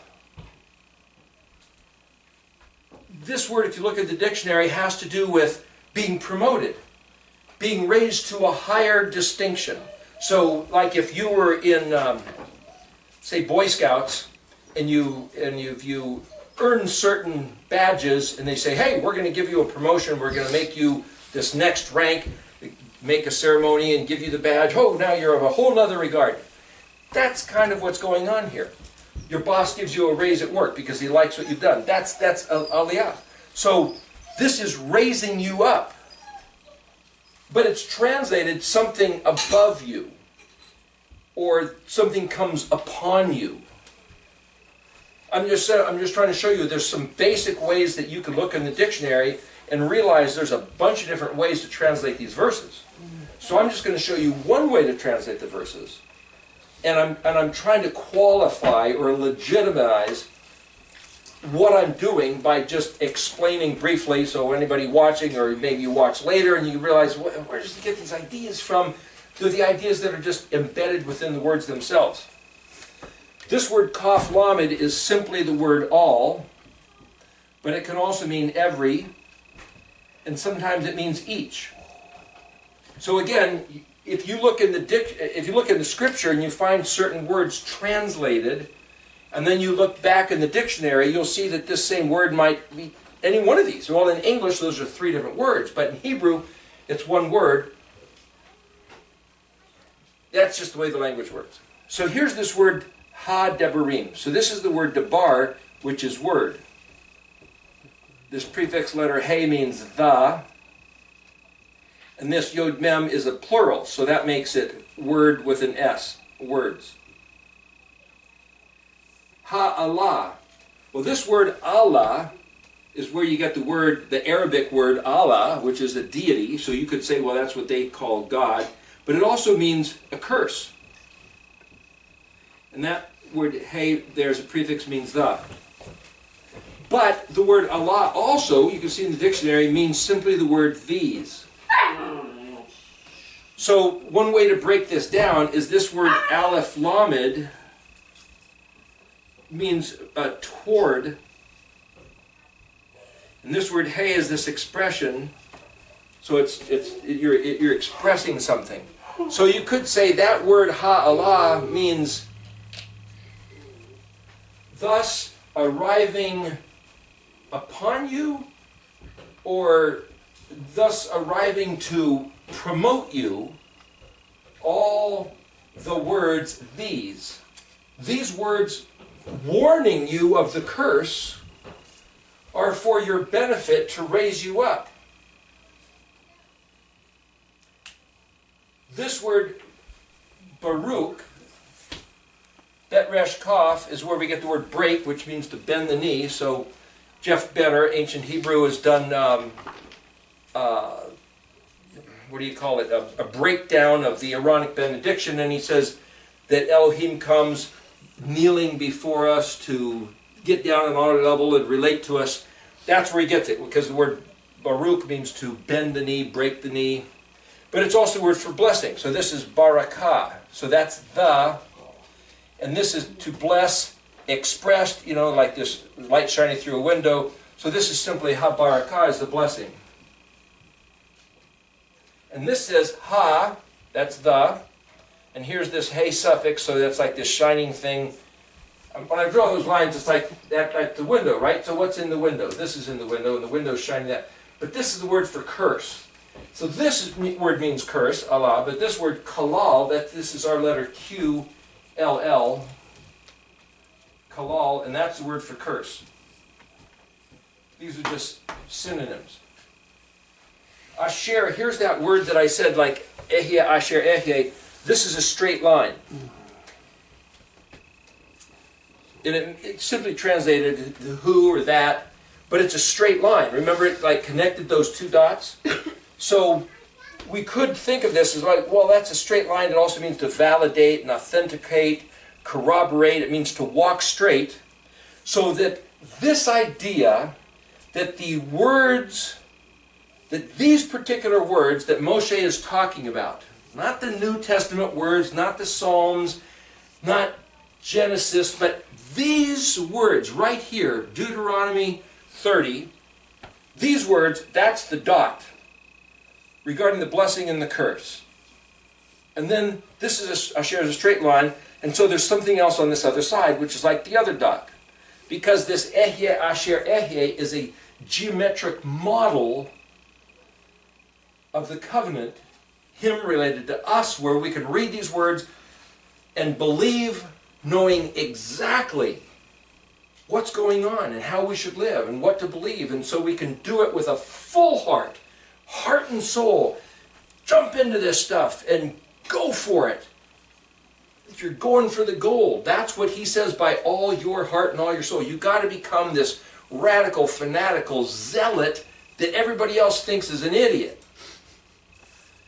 That's what the word, okay, natati is, there's a word Nathan or Natan, which is nun, tav, nun, and it means to give. So natati, you have this other tav in there, is this suffix kind of thing, but basically it means to give. If you look at the dictionary, this 2 letters tav next to each other, that means sub, hypo, or under, like a submarine, like a hypodermic. That which is under. So somehow this is like under your feet where you stand, but yet this word is above you. So just for the sake of kind of analyzing the sentence, you see that, well, wait a minute, if this is above and this is under, it's a use of poetry, but you would never know that if you're just translating. But I'm just trying to show you, if you start breaking down the words and analyzing them, this is, in order to raise us up. It goes back to what we mentioned before about the dalit, the decision. He's not just going to do this stuff. He's put it out like bait, and he said, will you please take the bait? I have to do it this way. You're not a robot. I'm not just going to push it and make it happen. You have to take the bait. So the bait I'm giving you is the words of blessing and curse. Would you please? So as we read, Moshe said, I put before you the blessing and the curse, life and death. Please, I urge you, I compel you, choose life. But what do you have to do if you choose life? Listen to what he said and do what he said. Put it into practice. Why are we sitting here today? May heaven and earth bear record. We are here today not working because Yahweh said so. The first day of unleavened bread, do no labor, do no work. We are here in Wisconsin doing no work on that day to play into the blessings of this covenant. May it be recorded in the heavens. So you think that's what Paul was saying when he said, run the race to the finish? Go for That's the what we're crown. doing, heart and soul. We are participating in this blessing here and now, 2018. A legal matter, recorded forever. Yes. This is the word you or your in la peneka. This is face. In, unto your face, in your face. Well, we just turned that back around and put it in his face. Look, we're doing it. Yes. We were never taught. We were never told. We were commanded by our emperors not to, by our church leaders, that it didn't matter. But yet we stand here doing it because these words have sprouted a life that we want the advantage of. So here we are. Va ha-Shabbat. There's that word, Shabbat. So, because the word Shabbat, the word shuv means return, but it's also, as I said about Ephraim in Jeremiah 31, means to rebel because it means to turn around. So return and turn around. Again, the tav is a suffix letter, so it puts it in the future or the past. So the returning, the Shabbat. So here it is. In your face, it looks like the Shabbat. I can read that. So I can now read this. I have given you, the yod suffix that means my, or basically like I have given in your face the Shabbat. Okay, so if my teachers who went to seminary and Bible college and whatever else, written hundreds of books, have never explained this, I personally, as an illiterate, never having learned Hebrew, read these words, and I read the words that the Elohim of my people put these words in my face such that I should return to Shabbat. Okay, that's what I'm doing. Now, somebody else who's more literate than me can walk up and say, hey, that's not what it means. It's like, okay, then you do something different. But as for me, this is what I'm doing because that's what I see these words saying. And you can look at translations and they'll tell you something different, and it's like, okay, believe whatever you want. But I'm just trying to show you why I believe that these words say that, because I see the word Shabbat, even though it's not translated that way, but it's buried in the word of returning. And then this says, this word Aleph Lamed, remember I said like this Aleph Lamed means toward, this means toward, or a motion toward, love, that's where we get the word love, but it's translated as heart. And when you duplicate the letter bet, lavav, that means like deep within your heart, because this word spelled bet is a gateway or an entrance. Just so you know, when you have the word spelled bet lamed, Babel, bet lamed means nothingness. So here Babel is really like this gateway to nothingness. But here we have lamed bet, which is heart, lamed bet, which is the gateway to your inner heart, and lamed is the shepherd's staff, which is his teachings and learnings of the Torah. So when you, the kaf as the suffix, when you take his teachings of the Torah into your deepest heart, that's what this is talking about. And so, yeah. On the Shabbat, you know, too, the shuv, return, and then to the sign. Well, what's the sign? Is the covenant, or if you will, the tav, return to the tav, the Shabbat, if you will. Again, the sign is the Shabbat.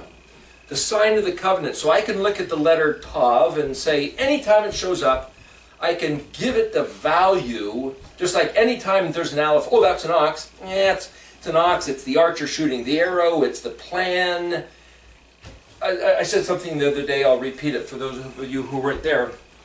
If I had 5 empty plates, and I said, okay, whenever you see these empty plates, and then I took fruit, and I put apple on one, orange, banana, grapes, kiwi fruit, and I said, whenever you see these 5 plates, think of them as having the value of holding these fruits.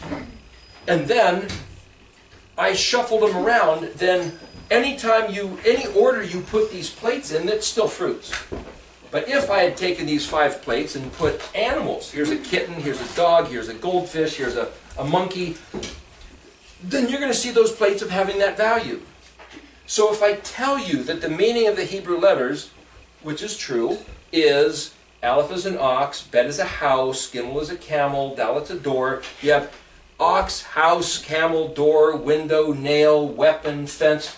Those are all true, but that's the way you're going to see it. So when I change it around and say, here's the value of what the letters really mean, aleph, the omnipotent, eternal, creator of all things are bet, the material cosmos. Gimel, the ambassador, the voyager coming down to Dalet, the earth. Hey, revealed, looking as Vav, the man, to Hey, revealed to man, the door, Dalet, of the way to get back to the Bet of the Ab, the house of the Father, and that man would be put to the weapon Zion, entombed Tet, round stone Tet, sealed Yod. He will have the power and capacity to prevail, Yod Kaf Lamed. He will be put to shame and reproached, Kaf Lamed Mem. But from the depth of that shame will Nun come bursting out. Samek, I'm the vine, you're the branches. This is all done to spread out and diversify. Diversify is like a manifold, or like a tree branch is Samek Ayin. And Ayin is the scales of justice. As this, so is that, to have mercy upon you. The pay the open mouth so that everything he said can come true. The words being brought to their full. Zadi, the resurrection. Kuf, ascending and then going away to prepare a place to come back. Reshin Tav is the word for net, trap, snare. Aleph Reshin Tav means betrothed. Kuf looks like a sickle. So these last words is he will come back and harvest his betrothed and take him to the place he promised. If I tell you that's what those letters mean, then every word written in Hebrew, you can apply that meaning, plug it in and say every single word is the prophecy of his identity and that truth that he said he would come to do, that only the New Testament talks about, that the Old Testament never seems to mention. And when people say, where is the script? Where's the writing? Anywhere in the Old Testament that says a Messiah will come, be the sin offering, die for us and rise from the dead so that we can go and be with him, it's nowhere to be found, blatantly expressed, literally, word for word, anywhere in the Old Testament. The Christians say it's there, but it's cryptic. The Jews say, you shut up, it's not there really, you guys are making stuff up. But I just showed you where it's right there in the Hebrew alphabet. And that's the big issue with the Hebrew alphabet.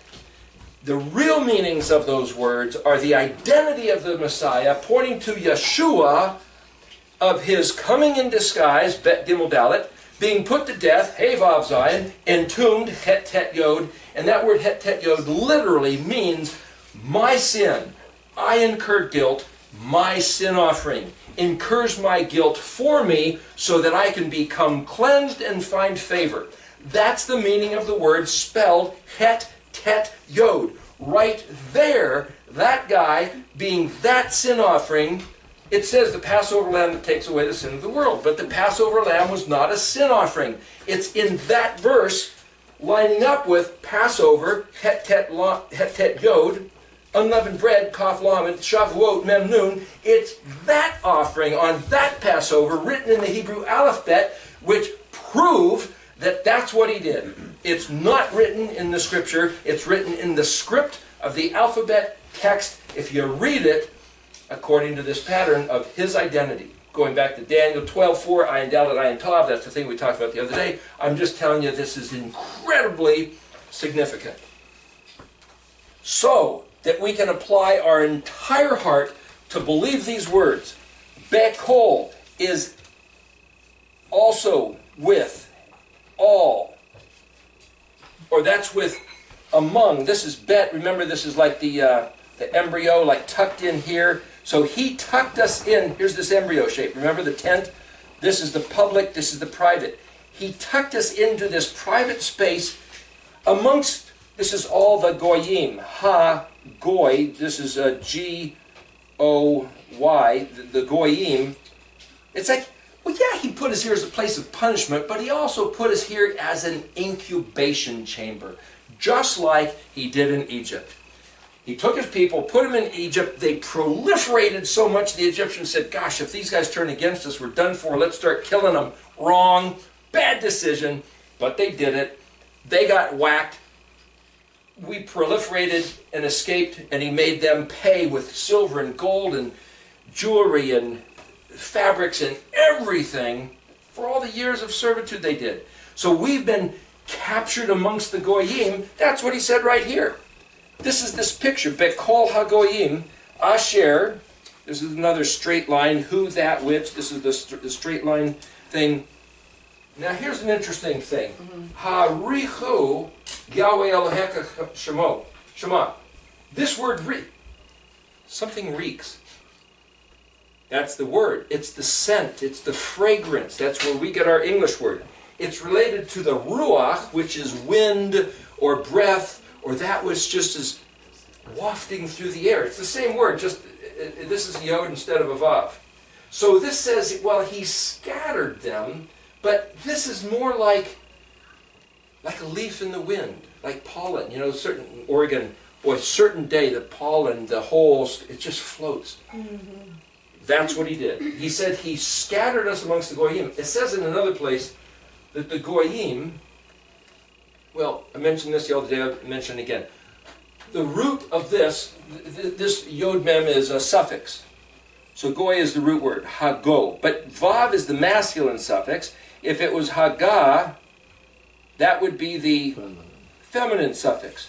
If you say, well, that means the, and if you look up gimel hey or gimel vav, it's not there. But it'll tell you goy means nations. This is just some of the analytical work you got to do if you use the dictionary. If you look at the word haga, that's a word. It means to navigate. Steering wheel, helm, rudder, to find your way, but it also means to think, ponder, spell a word, phonics.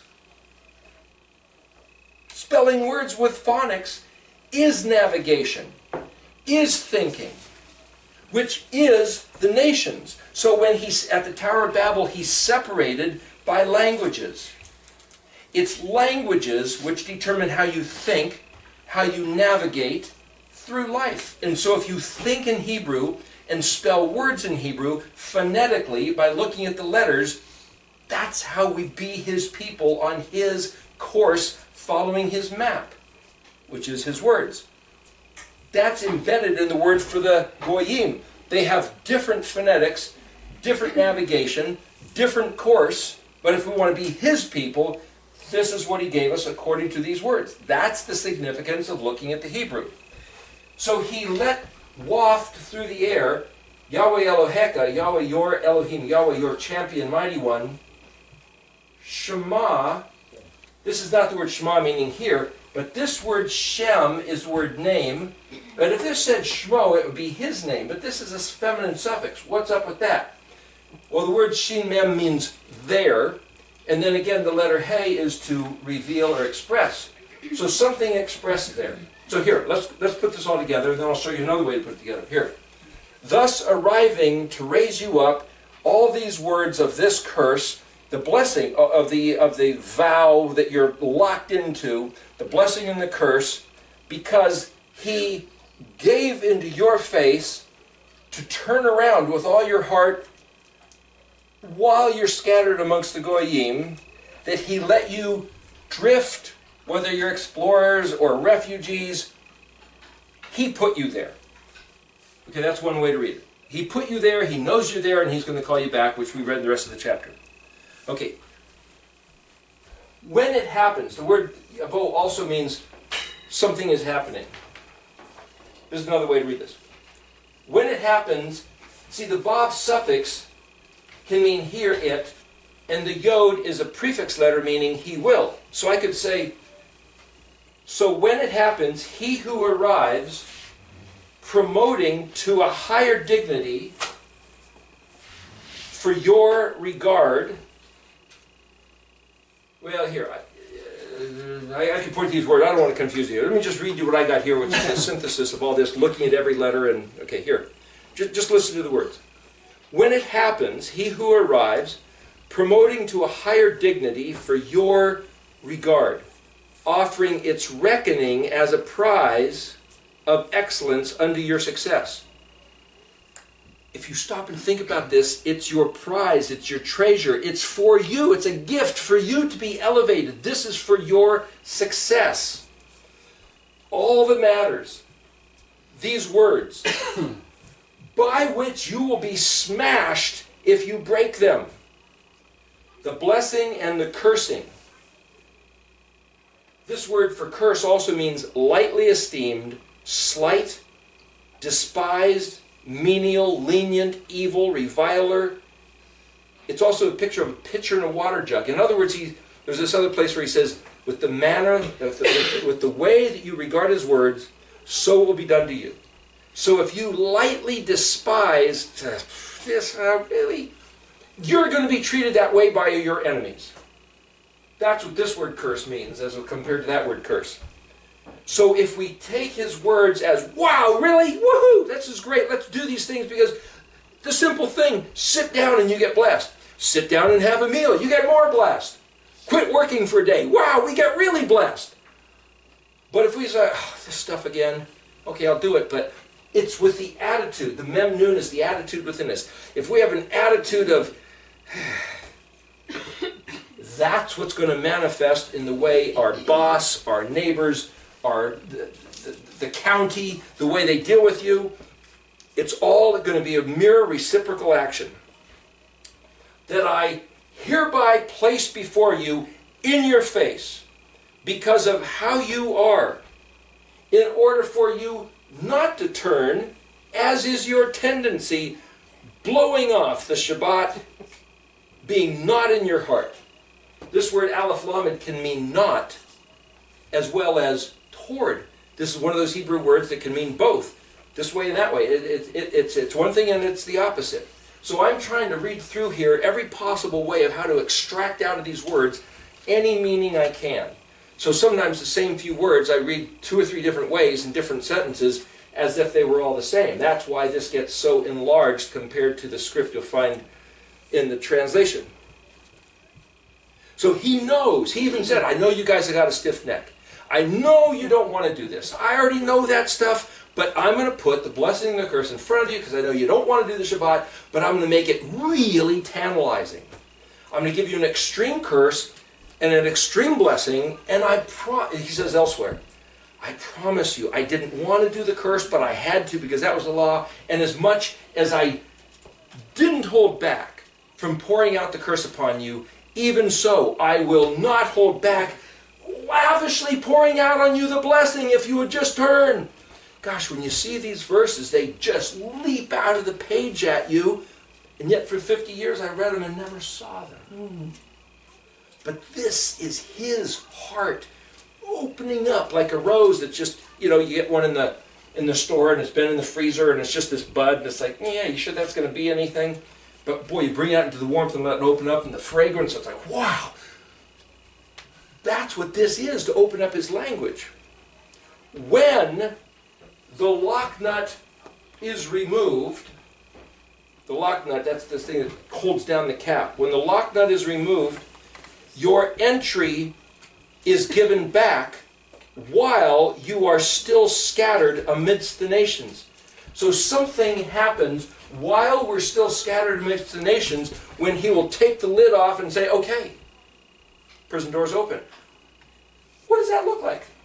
The end of the 2,730-year curse, I believe, 2010. That was the removal of the lid. Now we're free to come back if we want to. Because he said 7 times, 4 times it will be multiplied by 7 in Leviticus 26. And in Ezekiel 4, it said it was 390 for the northern tribe. That's 7 times 390 is 2,730 from 721 to 2010. There you go. Boom. The jail sentence paid for, fine paid, in full. Here we are, the cap off. We get to come back, and nobody can say otherwise. Use all navigational options. Navigating. Use every bechol, every navigational option. I'm just trying to show you a means of navigating. If I brought out here, what is it called? A sextant and a... the other thing. If I was trying to show you how to navigate by the stars, I'm trying to show you how to navigate by these letters. It's legitimate. Ask any scholar. This is legitimate. Though some will say, forget the Paleo-Hebrew. Whatever. Who's we? We? Who is free to go back? Every one of us here within range of this voice who chooses to be his people. Okay. Especially if you want to consider yourself, say, well, I don't have any Jewish heritage. Well, there was 11 other tribes that were scattered who lost their identity. That is crazy. It's supplemental. Anybody who might think that they might have some shred of DNA of the other 11 tribes is even more reason to come back. But that's not mandatory because he said in the first Exodus, the sojourner, anybody that wants to come along, come along. But there is some merit of some degree to those who are of the scattered tribes that are inbred, mixed up. I don't think it matters, but to somebody it might matter. It matters to the Jews. Well, they can have it matter if they'd like. But here, what I'm saying is... Whoa. What? They can have it matter if they want. Yes. It's important. But what I'm saying, if somebody wants to consider that genetic DNA matters, it can matter. But the offer of being his people was to whoever wants to, regardless of DNA consideration. So that case, it doesn't matter. So the offer to come back after being scattered across the face of the earth is open to whoever wants to be his people, otherwise known as Israel. That's what I'm saying. It doesn't matter about the DNA genetic thread, but if somebody wants to make it matter for their own personal regard, that's great. But I'm just saying, I don't think that it matters if you say, I would like to please come back to this covenant, even though I don't know if anybody in my family tree has ever had a regard. Say, come on in, the door's open. As far as I can see, these words are an open door for any human to choose to be the people of Yod He Vav He. Because we've had people come to the shul with the 12 tribes thing, and it's quite offensive, actually. I don't know what those people are saying or why what they're saying is offensive. I'd have to listen to their words in order to evaluate what my feelings are about the matters. That's why I'm a just, Jew because I'm part of the scattered, is what they're saying. well, there's 12 tribes, and so We can Yehuda was discuss one. that But later, maybe. just for what it's worth, the word Yehuda, the root word is hod, hevav dalet. And in the dictionary, the word hod means to give praise, thanks, confession of sin. It's reverberating and echoing, which is to say this resounding, like you give a shout and you hear it echo through the mountains. So I believe that if you look at the real meaning of the word, in Zechariah 8, where it says Ish Yehudi, you could say, hey, that's a Jewish man. You could say that, that's true. But Ish Yehudi is any man who gives resounding praise and thanksgiving and confession of sin, as these words tell us that we and our ancestors have completely blown it, but that we have the right and the option here and now to come back with all our heart and all our soul to these very words. I have no idea what my genetic ancestry was. I know that some guys came from here and some guys came from there. But if you, I couldn't tell you for sure one way or the other. but if you take even Israel, when they all went down in the Mitzrayim, there was 215 years basically that they were from Joseph's time to the Exodus. From that, basically 215 years, 100 of which they were enslaved. If you took all 12 and they each had 12 children, each of them, you couldn't even come up with 600 and some thousand men, let alone women and children.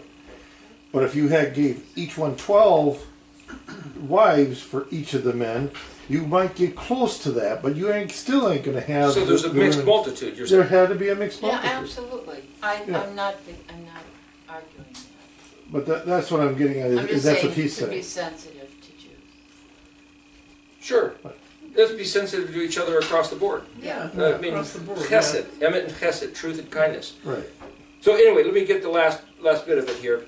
Use all navigational options, which is actually a type of detective work, and I'm getting this out of this word, hagoyim, sleuthing, like a sleuthery, like Sherlock Holmes, you know, that detective, sleuthing the phonetics of word spellings. That's what's written in this word hagah, the goyim. To steer your heart towards the Shabbat. Steering your heart towards the Shabbat.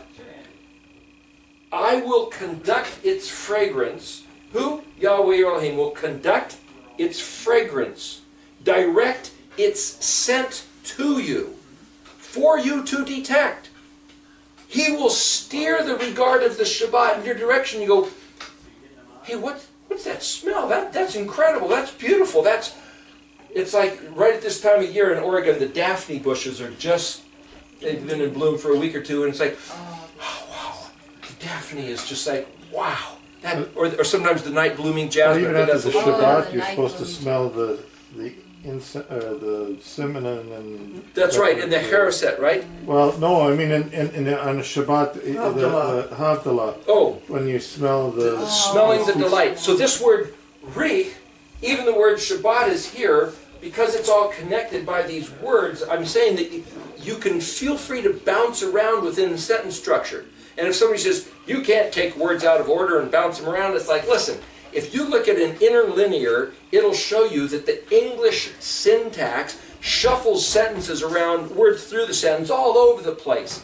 Hebrew word placement is completely different, as English is from Spanish and Russian. It's like, okay, all right, wait a minute. We're just looking at words. We're navigating. We're sleuthing like detectives. He's given us this fragrance about the Shabbat. What is it? And when I say Shabbat, that's the day to stop work, which includes the Moedim, which is why we're not working today. I've got a job I could be doing back in Oregon, but I'm not. I'm here because he said to stop and gather together. So that's why we're doing it, and it's beautiful. That, Yahweh is your Elohim. This word means there. Assess that. Okay. It's kind of like dinner. There. Good. There you go. There you go. There you have it. There you go. So there's a whole nother level we could get into. I don't think it's worth it. But I'm saying there's more in this, and if you try to balance out, there's this whole other geometry going on in this verse.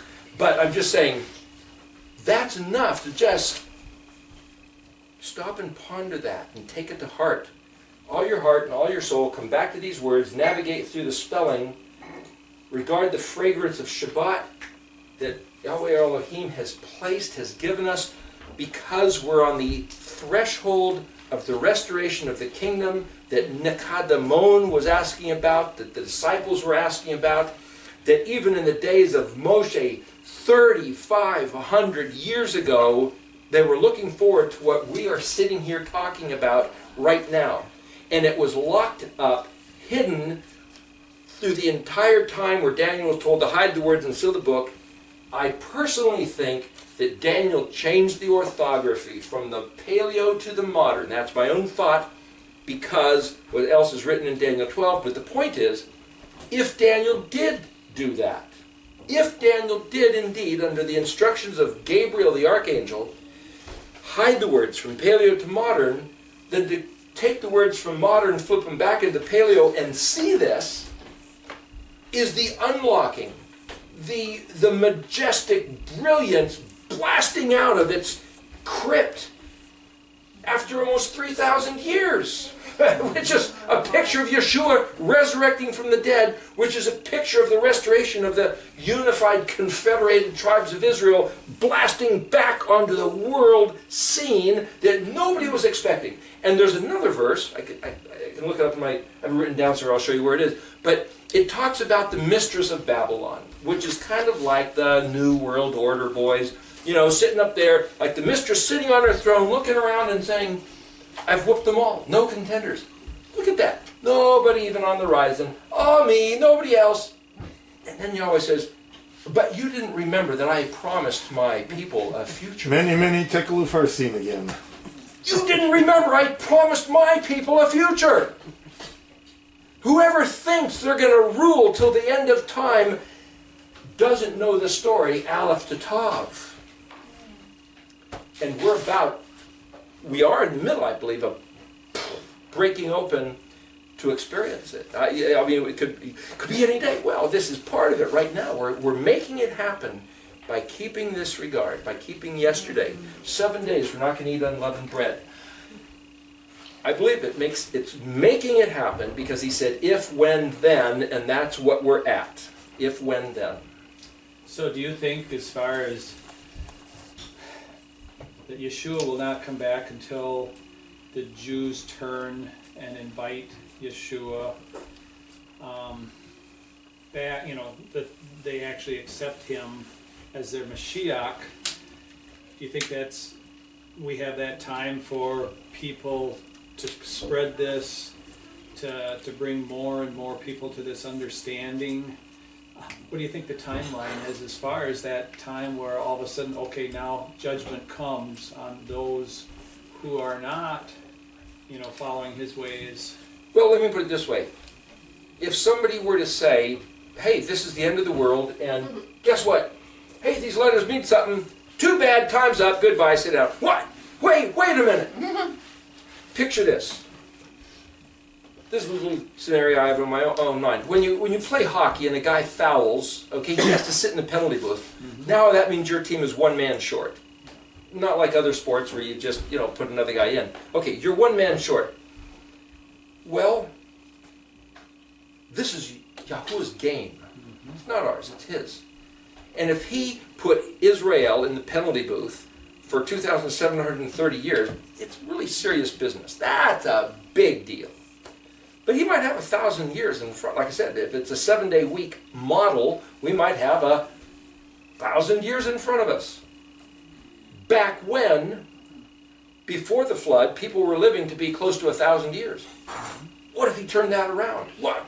We have to stick around for 1,000? Well, what if he did? Well, just what if he did? What if we stuck around for a lot longer? Well, it'd be nice if he put my body back in shape. Yeah. You know, before he did that. Yes.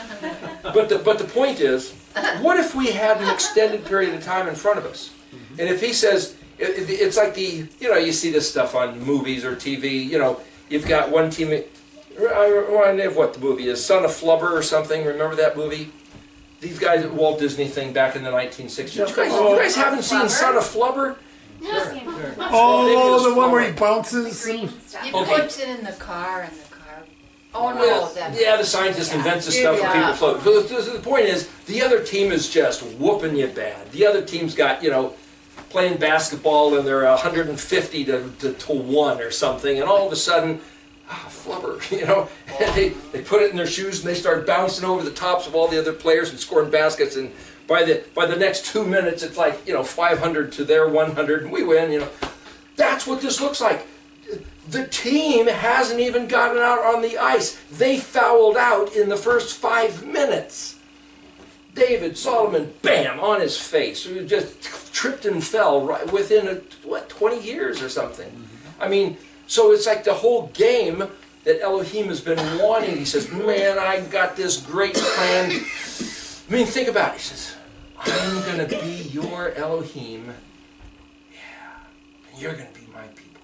Boy, this is... And he's got this great vision. We don't have a clue. We've missed the whole thing. The whole planet Earth hasn't happened. The reason he designed it, set it up, hasn't happened yet. We haven't even seen it yet. The restoration of all things hasn't happened. Yeah, no. And I think that's the 1,000 years talked about in Revelation 19, 20, 21. But we could talk about that. That's its own study. But what I'm saying is that the way I read those words is different than any eschatology that I've ever read. And just the other day I was with John and Mary, we're sitting there, and I said, okay, here, let's go through word by word. Let's try to invent this scenario like we're going to stage a movie. What does this look like? What's happening? Where is he? Is he up there? Is he down here? What's going on? And it looks like we might have 1,000 years without him even being here. Maybe he hasn't been here yet for those 1,000 years. He's up there, a sword comes out of his mouth. There's one word, I forget how to spell it. There's charev, het resh bet is one word for sword, but there's another word for sword which is the same word for blossoming. A sort of a blade of a sword. A sword's coming out of his mouth. Okay, he's going to come back and kill people. Wait a minute. If a sword's coming out of his mouth and the word for sword means blossoming, then something that comes out of his mouth like, gee, what, words? Suddenly blossom, which is like that rosebud opening up, and suddenly people go, hey, wow, this is what he said, this is what he meant, and this is the effect, and smell that scent of his words. Him being on the horse surrounded by his host, like I pointed to where I drew the letter Kuf before. Remember when Elijah was there and they were, the king of, I think it was Syria, was coming in, Elisha, and it's like, oh man, we're done for. These guys are overpowering us. And Elisha says to Elohim, he says, will you please open the eyes of my servant so that he can see what's going on here? Now, whether Elisha ever saw that, but certainly his servant did, he goes, whoa, man, there's all these angels in fiery chariots. They didn't kill anybody. They were there, but he says, wow, there's more of us than there is of them. Nobody got killed. Now, in Revelation 19, a bunch of people get killed. In fact, there's a banquet of the Lamb. And then only in banquet you read about a couple of verses later is a bunch of birds are going to be eating a bunch of carcasses. It's not quite the banquet that you see with this big table and all the china set up. There's a different way to read this stuff. But if you saw a picture of Yeshua in the heavens with all these hordes of his Zevot, his Melachim, and the words of his mouth are blossoming, is that a regard that's really happening? It never says he comes down to the earth. It never says that. We'd have to go back and read real close. But what I'm saying is, isn't what we're doing here that picture? Well, and the sword of the Spirit is the Word. This sword blossoms as this shiny thing, and he's backed up with Zavot, the hosts of heaven. The same word, Zavot. Zadi Bet Aleph Vav Tav is where we get Savayoth. Martin Luther wrote, mighty fortresses of God, the Lord, Sabaoth. You see, that word Sabaoth is the word in Hebrew, Zadi Bet Aleph Vav Tav, Zavot. It's mispronounced and put in English letters, so we miss it, but Zadi Bet is the word for turtle. In covered wagon, something inflated like a balloon. Aleph Vav Tav is a sign, a symbol, or an oath. Okay, to inflate the symbols of the oath. Well, Aleph Vav Tav is also a letter of the alphabet. Every letter of the alphabet is a symbol of the oath of the covenant that he made, and when you inflate them to their full regard, it's the blossoming of the glint of the shining of the word, the sword coming out of his mouth. So that event that all the hosts of heaven are representative of, saying, we all are in league with this. We've backed this up and we're here to make sure that it happens. Whew. But it doesn't say he comes down necessarily to the earth. So maybe he's not here for 1,000 years. Maybe we're just doing what he said for 1,000 years. Finally, after all these centuries, and what he said happens because he said it would, and none of our forefathers had the guts to believe him. Because evident circumstances, giants and iron chariots were overwhelming to their mental processes. So we have to make sure that when we see the giants, the lions with their sharp teeth, and somehow we go, gosh, why did he let the first century Christian church get chewed up by Roman lions? I don't know. Somehow they were under the curse of that 2,730 years because they didn't want to turn back. I don't know. I can't excuse it. All I can say is, here we are now. Why did he let the Inquisition and the Holocaust happen? I don't know, but here we are now. We are here now in a different time and place, a different set of circumstances. I can't rationalize, I can't explain, I can't excuse, but all I can say is I can point at these words and say, our forefathers betrayed the covenant and failed to listen and do. If we fail to listen and do, something might happen to us. Let's not. Let's listen and do. How do we listen and do? Read his words. Spell, phonetics, learn Hebrew. The best I can say is learn his words. So how do the 613 mitzvot work into this? Do justly, love mercy, walk humbly with your Elohim. Love Yahweh your Elohim with all your heart and soul. Love your neighbor as yourself. And all 613 mitzvot will be incorporated under that yoke.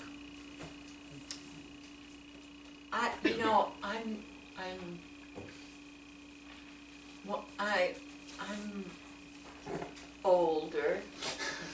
And I talk to a lot of people that study eschatology, and everyone wants to know when.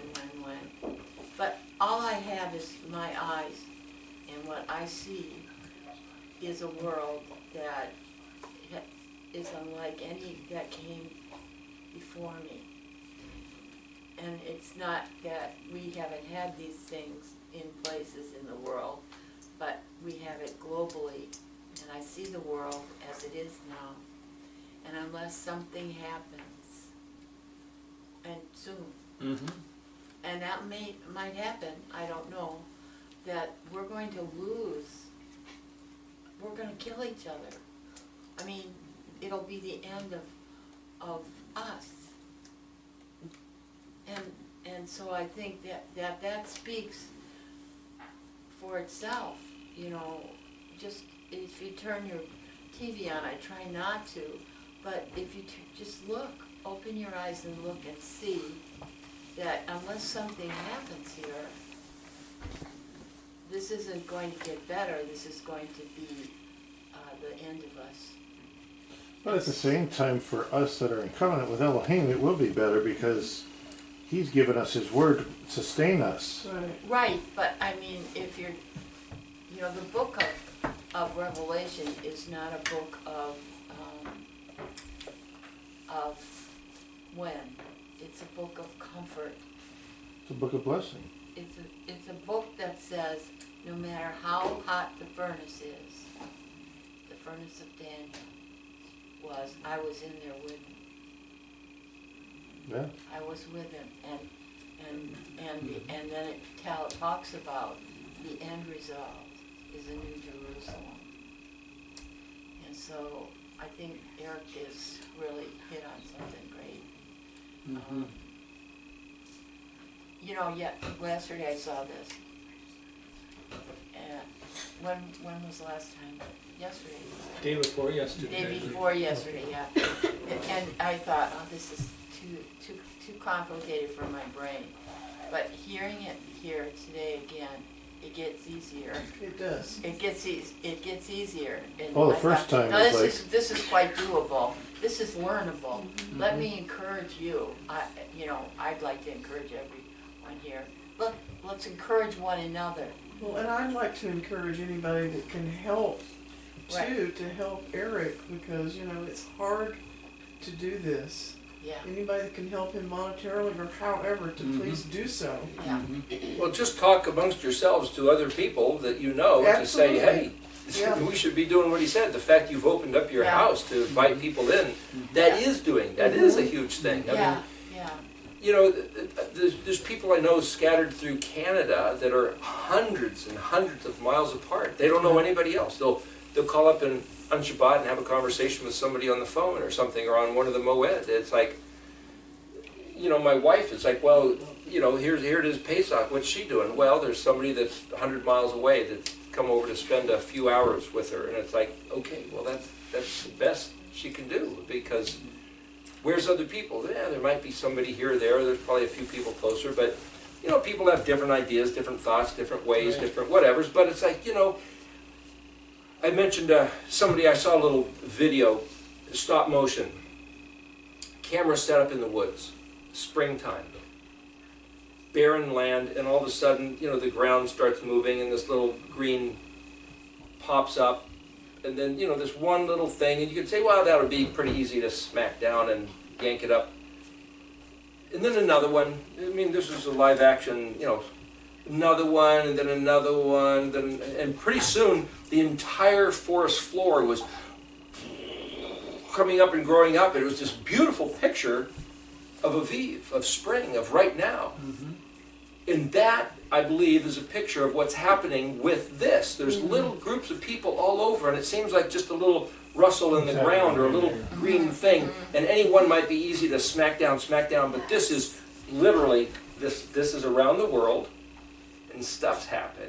That people are coming back to regard the Shabbat, regard these Moedim, regard these Hebrew words for some reason. And if you don't want to look at paleo, it's fine, look at modern, whatever. But the point is, the letters are the letters. It's just a different script, a different way of writing. But the pictures are the pictures, but it's the value they give the pictures. And to see that these pictures identify the Messiah, I think, is written in there, in my mind, undeniable, but somebody else could deny it if they felt like it. But to me, it's like Pilate, when he said, behold this man, Havav Zion. That guy, the Havav Zion guy, was the Bet Gimel Dalet guy that was put in Het Tet Yod, that Zadi Kuft, and is coming back Reshin Tov. That's the guy. Pilate, thank you, Mr. Pilate, for pointing the finger at who it is we're supposed to look at. It's all right there. So people have to wake up a little bit and realize that we don't have all the answers over the years of teachings that we've had. A lot of times we'll have these preconceived ideas, teachings, and we become defensive of them, and we should not become defensive of those traditions of man, I guess we can say. We need to look beyond and not try to defend the old ways that we have maybe previously been taught, because those old ways, we need to follow Older ways. Yes, older ways. Yeah. Yeah. There's something about, we're taught to defend the ways.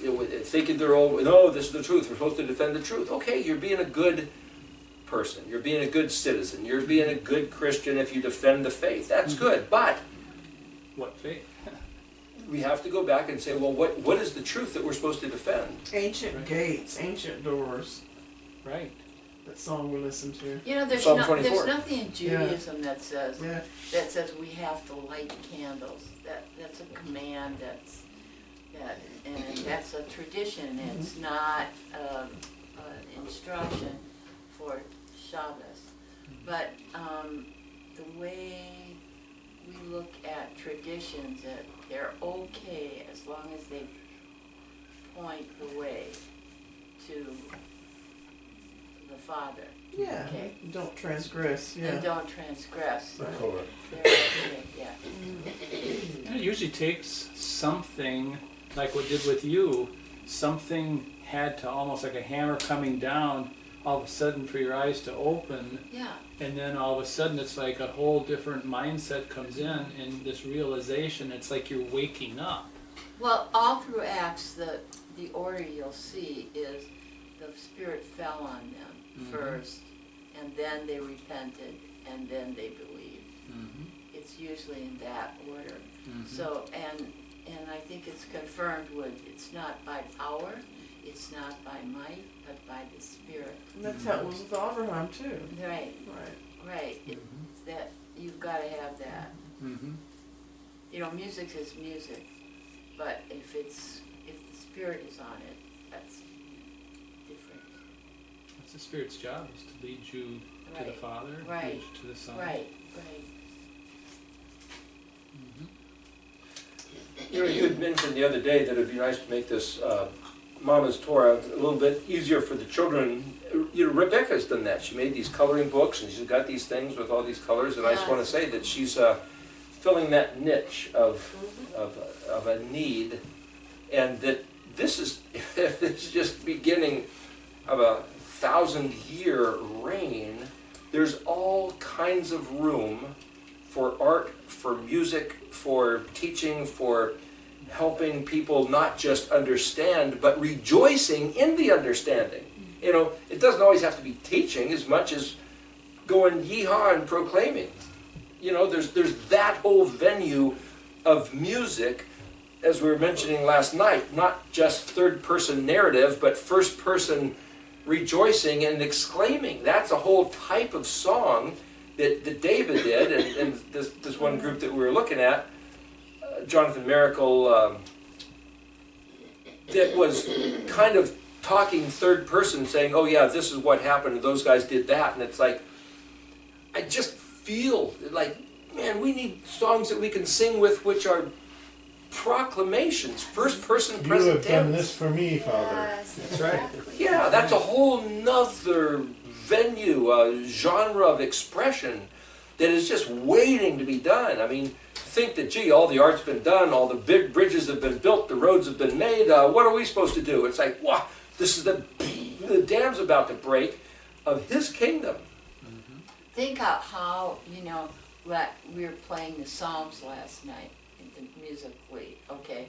And think of, what if we started proclaiming and singing the Psalms in Paleo, Hebrew? Oh, it'd be powerful. Oh, whoa, Yeah, absolutely. yeah. Well, you know, that's what Eric does too. He proclaims this. He says, you know, Father, we're coming back to this covenant. We are grabbing it, you know, and speaking out to him and proclaiming it to others in the congregation and to him, individually and corporately, you know.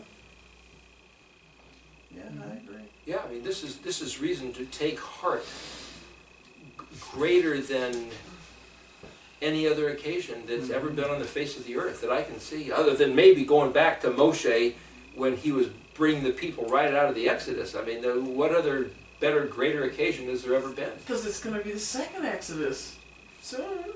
Right? That's what he's talking about, the greater Exodus, you know. I mean, Great, seeing yeah. Yeshua was pretty cool, but he was in disguise, and it wasn't until he came back from the dead that all of a sudden, what, maybe now, and he's there for 40 days and disappeared, and it's like, and he's only fleeting in and out. So what I'm saying is that what greater occasion, even those guys didn't have the realization that this offers here.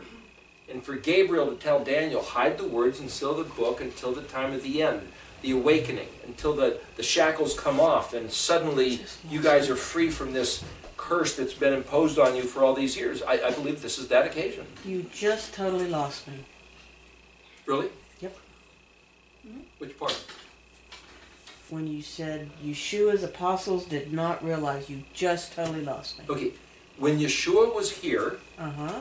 he walked with them. Mm-hmm. According to Michael Rood, it was at least 70 weeks, if not 3.5 years. And then, right near the end of all that, he says, hey, you guys, who do people say that I am? He was asking them what the scuttlebutt was going around. and one guy said, hey, somebody thinks you're Elijah, somebody else thinks you're John the Baptist, somebody else thinks you're maybe, and he says, who do you guys say I am? Now he's talking to his own disciples. What do you think is going on here? And Peter says, English, King James, you are the Christ, the Son of the living God. And Yeshua said, you did not figure that out. Flesh and blood did not reveal that to you. In other words, what he said was, you guys have also been kept in the dark. There's no way you could have known what was going on. And the only way that you just made that declaration was that the Ruach, the Holy Spirit, just informed you of that. Which means they were also kept in the dark. So when I say he was in disguise, the word in Hebrew spelled the letters Bet Gimel Dalet literally mean disguised, cloaked. It means to deceive, betray, to act treacherously. So when I'm looking at the Hebrew alphabet and I'm seeing Aleph. Pause. Sure. You're saying they didn't know that he was the Messiah the whole time that they were following him? Are you saying that they didn't know that he was the Son of the living? When he first called, was it Andrew? And they said, hey, come on, we found the guy. We found the one. Sitting under the tree. When they were sitting on the tree. So there was a certain type, certain sort of knowing that we're not given complete information as to what the extent of that was. But when he said to Peter, you guys, flesh and blood didn't reveal but that's that to you. From the beginning of his ministry to towards the very end. And you're saying, in your opinion, the whole time, up to the point that Peter had that revelation from Father, that they didn't know that he was the Messiah, the one who'd been promised to come? Is that what you're saying? Probably not at the beginning. I'm not saying that they didn't know that he was the one promised to come. There was within the whole world of the mind of Israel, Judaism, or however that was, that it was the time of the promise. Daniel had spoken about this promise to come. Right. And so they were hoping for you might say the one that was going to slaughter the Romans, conquer, take over, give them the kingdom. But the picture of the way the whole thing played out, they still didn't see the whole picture. So I don't know if they saw this thing that said he was going to die and resurrect in 3 days, in 3 nights, and come back. And this message that's in this alphabet is what I'm saying. I don't know. I don't see any evidence in the gospel narrative that they understood that alphabet message. Portion. They, when he died, they were undone, and then he resurrected, and Thomas even said, "Oh, come on, I'm not going to believe that. You guys are hallucinating." And then when he came back, it's like, "Wow, now are you going to destroy the kingdom?" And then when he floats up in the air, they're going like, "What's he doing now?" Where are you going? I don't think they saw this message that's in the alphabet. What I'm saying is, I believe that. This is really I'm sorry, but I'll Wait, just wait, have to say. sit with this for a while, because it Okay, just well, totally does Almost not like make a sense to me at all. military Well, my question Well, is, like a what military was victory. Messiah I just doesn't to the get Jews? this. What are they looking Yeah. for? You know Okay. what I mean? Like a Jewish Messiah doesn't have to be somebody, right, that's going to come and die and That's They save were you from looking your for a sins. military. so the Jewish, just for what it's worth, What?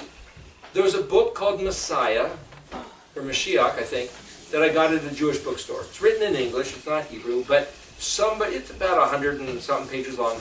Somebody has compiled a number of different talks that different rabbis gave, I think, over a period of time.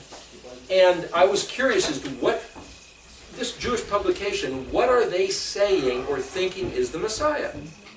And there was a half a dozen different definitions. Now, what I heard when I was going to church was that the Messiah is that guy who showed up 2,000 years ago as anticipated.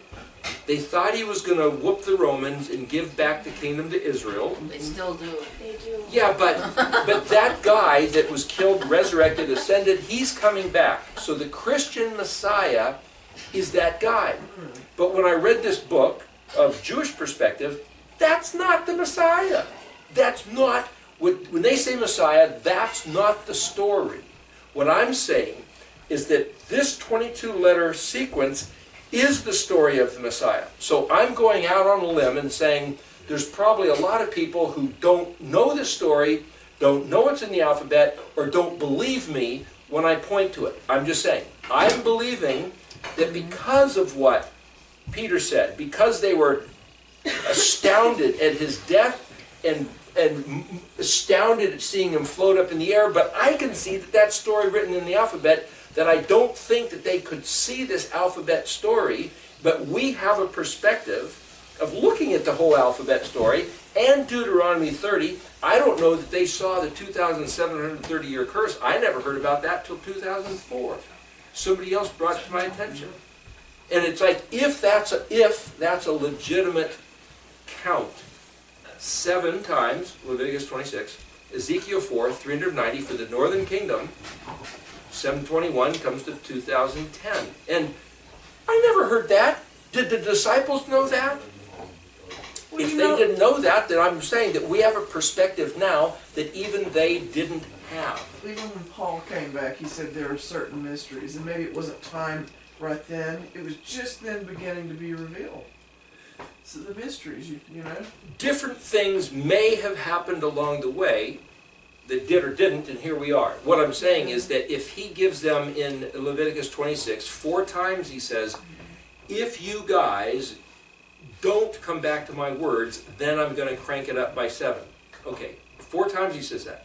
4 is the number Dalet, which is a door. I think, just my own imagination, I think that he may have given the northern kingdom 4 opportunities to choose to come back to the covenant. When Daniel was doing the calculations for the southern kingdom, he said, hey, you said 70 years in Jeremiah, it's been 70 years. Can we please come back to the kingdom? And Elohim said, sure. You listened to my words, you took me up on the offer. Now that might have been multiplied by 7, but apparently it wasn't. So he gave the order to Cyrus. Cyrus let them come back. But the northern kingdom is never on record as having come back. Well, no, I'm totally on board with that. Oh, okay. I have no problems with I'm that. just trying to explain the I'm one of count, the people that reasoning. woke up. I get all that. Yeah. Am I missing part of your quandary?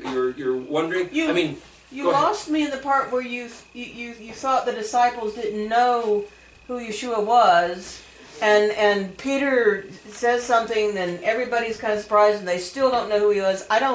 That does think the not make any dynamics sense to of me. what it means for him to be the Messiah. Okay, so Peter says, you're the Christ, the Son of the living God. Uh-huh. And he said, flesh and blood did not reveal that to you. Now, I take that as meaning that he in his own mind couldn't just look at the events, add 2 + 2 = 4, and say, hey, you must be the Christ. Something about him was in disguise. And so what I'm saying is, the word spelled, Bet Gimel Dalet, means disguised.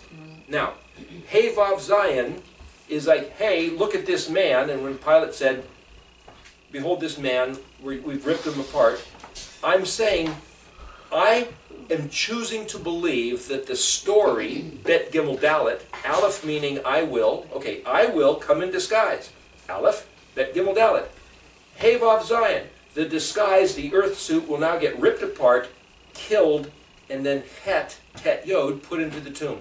So what I'm saying is that I think that there's a value of those letters in Hebrew, spelled Bet Gimel Dalet, which describes part of the story that I was never told. So, let me just say one last thing. I was also told, Christian belief, that the Jews couldn't, refused, whatever, couldn't see their own Messiah, and so they were put to blame over the last 2,000 years. But if he was in disguise, they're not put to blame. He was in disguise. But a lot of them came to the faith.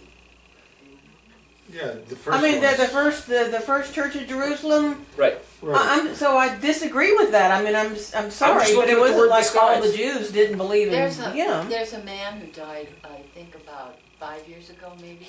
The rabbi. No, Gezer Vermes was his name. He was, for 60 years, probably the world's leading authority, historian. He was a historian on the disciples and Jesus. He wrote a book called Jesus the Jew. It's written strictly, he is a Jew, but he writes it totally neutrally, and I recommend it to people. it's important that you know what you believe about Jesus and what happened when he was here, and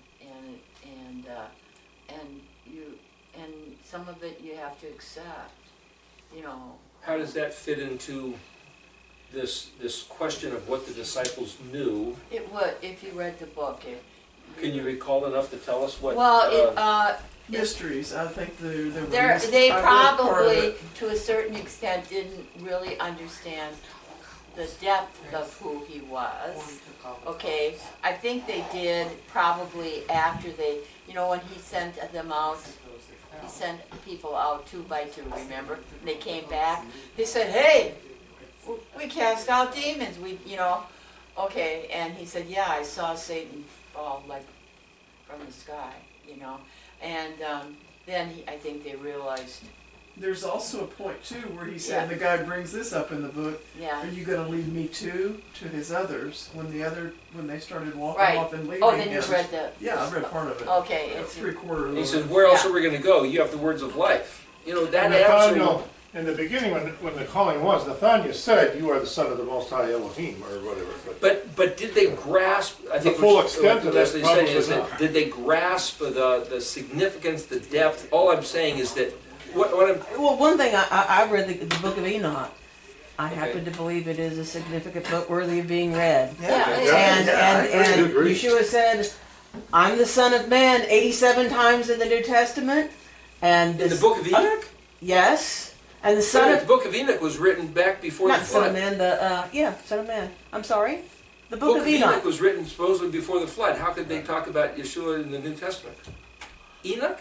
Have you read the book of Enoch? No, but I'm saying Enoch was the guy who lived before the Yes, flood. correct. So how can he talk about Yeshua in the New Because Testament? he has messianic prophecies of He says Yeshua Son of Man. all through the book of Enoch. It's fascinating. Okay, I didn't Son of Yes. read Man, that. And he's referred to in the book of Enoch as the Son of Man. yeah, Son of Man. And so when Yeshua comes back and says, I'm the Son of Man 87 times, in my opinion, they knew exactly who he was. I So just there's really, okay, you know. Okay, let me just put it this way. There's Yeah. something about the word spelled Bet Gimel Dalet. Okay. Now, that means cloaked and disguised. So whatever that means, maybe. Well, he maybe was in this, if his true nature is his risen nature, to come and contain himself in human flesh is a form of disguise. Right. Okay. So I mean, then he's at least disguising it's part, he's got to be Well, disguising part Isaiah of said who they he didn't is. recognize him. Isaiah said they didn't recognize him. 53, Isaiah. they didn't recognize him. Yeah. In Isaiah, they didn't recognize him. He was not well or comely looking or. Well, He had no countenance that He we had should no, have nothing regarded. special about him, right? Right. Yeah. The other So- thing, Oh, The other thing that's too his is- way of saying was plain. they wouldn't accept Israeli. when he said that, you know, he was basically going to be executed. You know, they didn't want to accept that at all. Well, I think emotionally, who would want Sure, to? I know, but they didn't love believe him, that you- that would have to yeah. happen. That he was going to. They didn't know he was going to rise from the dead No. 3 days later, No. even though he hinted at it and said it in Right. such a way they still didn't quite get it. All I'm saying is that the perspective, the overview perspective that we have now, a couple thousand years later, is different than what they had. Sure, I agree with Even you though there. it was a great occasion for them to be there at that moment, just like it was a great occasion for Moshe to be there at that moment, what I'm saying is that comparatively, we have this incredible occasion right where we're at. Because they didn't I have the agree with New you. Testament written. But I don't believe the apostles were as. Yeah, but why did they? I'm not. I think they knew who he was. Well, That's my yeah. opinion. So. Maybe they did. I don't know. I'm trying to read the letters and figuring out what it's telling us, and I don't know. So what makes the difference whether they believed it or not? What would the difference make? Well, let's ask ourselves, if Yeshua was to come right now, born, you know, he even had brothers and a mother that didn't believe that he was the Messiah. James didn't know Yeah. until after he died. Would we even recognize him? I kind of get a little scared thinking about that. You know, thinking, you know, gosh, I don't want to be deceived, and I don't want to deceive anyone else, and I don't, you know, I hope I want to recognize the truth and know the truth when he comes back. I want to know. that he's the Messiah. It's huge, and I want to say, because what you were talking about with the sword coming out of his mouth, this is all tying together, because I feel like at that time, so they didn't have, obviously they had the Tanakh then, when Yeshua was with his disciples.